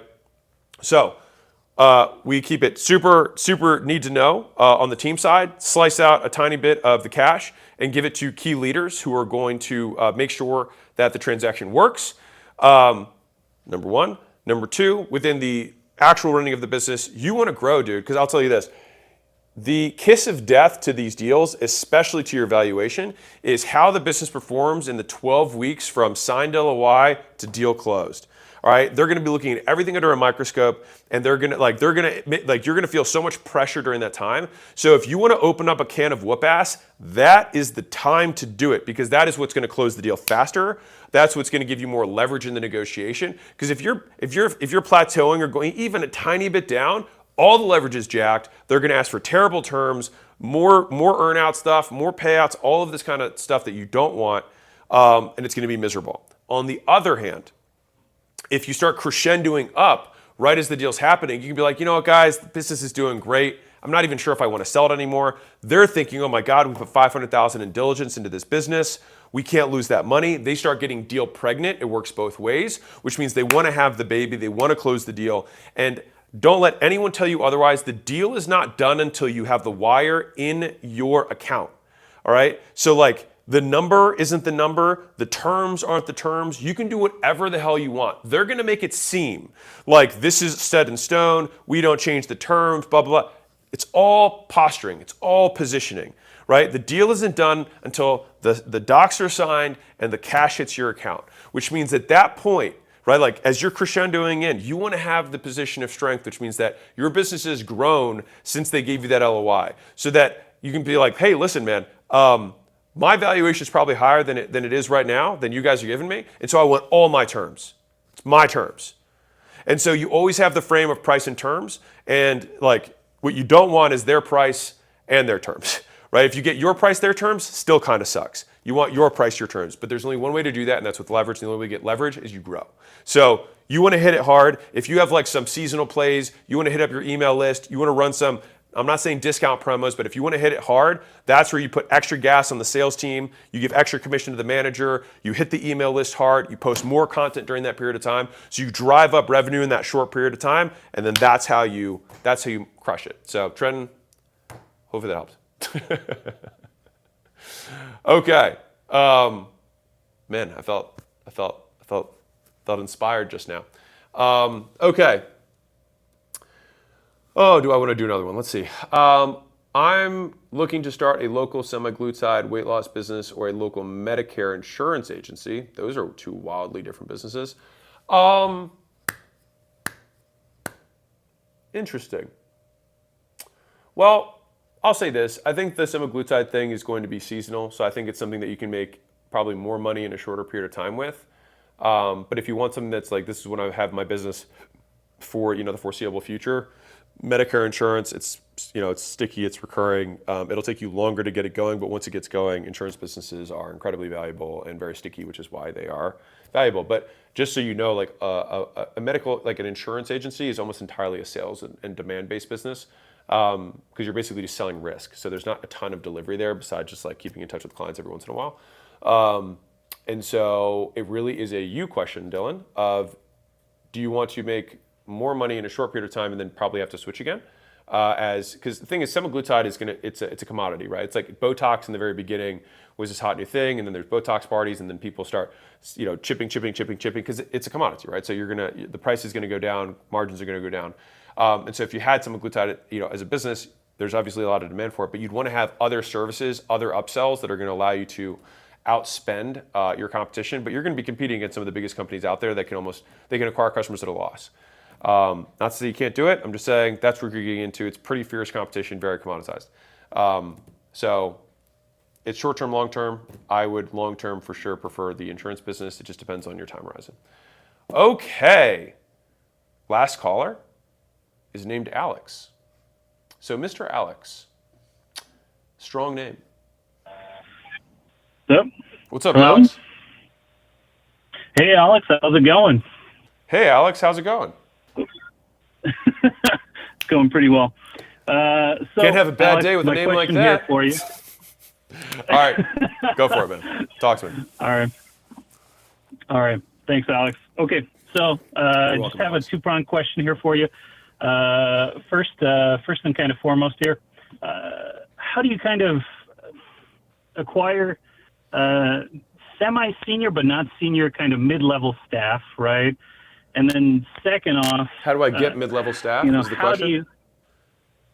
Yeah, that's predominantly my question. So like a director level or a manager? Manager level, right? Because Manager I have an easy time finding. Yeah, that's true. But the kind of issue that I was having was, finding these mid-level staff that are qualified enough to do the position in the first place. I'm having a really hard time with it, right? What kind of business? It's an accounting business. Okay, got it. Do you need an accountant who's mid-level, like an accounting manager?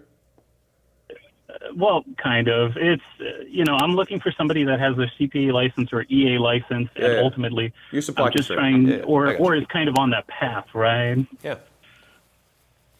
Well, option one is go to the schools where they're on that path and see if you can create an not affiliate, but like a referral program for them. Plenty of those people want to have career opportunities for people who are in there, and that can create the farm system. That's thing one. Thing two is that you can also just do direct outreach to other accountants. What is your gross profit per accountant per year right now? Gross profit right now, it's probably, I'd say about 120,000 per accountant, right? Yeah. Okay, got it. And what's gross revenue for an accountant? Gross revenue is about 200,000 ish, somewhere Okay. around there. Got it. So you pay them 80, you make 200? 200. Yeah, got it. Yeah. So I'm actually going to bet that right now you have a two-pronged issue, which is thing one is you're probably undercharging, and as a result of undercharging, you're not able to pay above market so that you can attract the talent that you need. Mm-hmm. Okay, sure. Yeah, I mean that's that right now sounds you're running pretty on 60% gross margins. For me, my rule of thumb with services is 80% or higher. Yeah. Right, so if 80 is the base, then we need to make $400,000 a year per accountant. Yeah. So you probably, what are your close rates for customers right now? My close rates are around 80%. Yeah, dude. 80% means you've got a for sure double, maybe a triple in pricing that's sitting right there. Okay. So you're supply constrained, and in a supply constrained setup and with high close rates, that's a clear, prescriptive, no question in my sleep, double, triple in price. And then that unlocks an extra $200,000 a year, and all of a sudden you can go to those accountants and offer them 150. All right, and then you will get them. Yeah. And you're happy to do it because at 150, you're still making way more money than you're making right now. Yeah, that's true. I'd be less busy too. Great. Yeah. Where do we want to go from here? So the kind of So the other kind of question that I had, because my accounting business, it's a pretty traditional accounting business, right? We do the kind of standard suite of accounting services, right? But kind of, I was just kind of curious how you would test, that pricing model then at that point, right? What do you mean? Because you mean test the pricing model that I just said? Yeah. Did you do the exact same thing you currently do? You do the exact same thing you currently do. Same pitch, and then right when you say the number, you just double it. Yeah. That's how you do it. Okay. Sure. Yeah. And if you don't close as many, guess what? Doesn't matter. You're supply constrained anyways. Yeah. Yeah. True. Okay. Yeah, because again, to double or triple price, I think I remember watching one of your YouTube videos. To triple price, it's kind of a mind blower, right? For me, right? Because we do a monthly reoccurring model, right? Yeah. Where it's, and I think that it's a crazy value, right? That we offer. Well, you don't think it's that crazy because you're not willing to charge more for it. Yeah, true. I guess, right? You're not selling me very well right now. I don't believe you. Yeah. If you thought it was that good, you'd charge more. Yeah, that's true. But you got to put your money where your mouth is right now. You're just a talker. Yeah. That is the point, Alex. Right? But to be quite fair, you think about it. These small to medium-sized businesses is what I'm ultimately, kind of fixated at. 500,000 to $1 million, and ultimately we just offer this bundle package, right? A commodity. Of doing their taxes at the end of the year. We do the bookkeeping, and then we do their payroll on a monthly basis, right? So, are you going to try to sell me on the way that you're? Let me pause you for a second. One of us is going to win this sale. You or me. Your current way of doing business is why you called, which is that you can't get talent, you can't scale because you're supply constrained. You're closing 4 out of 5 people that you talk to. Yeah. Okay. Do you want to keep having that?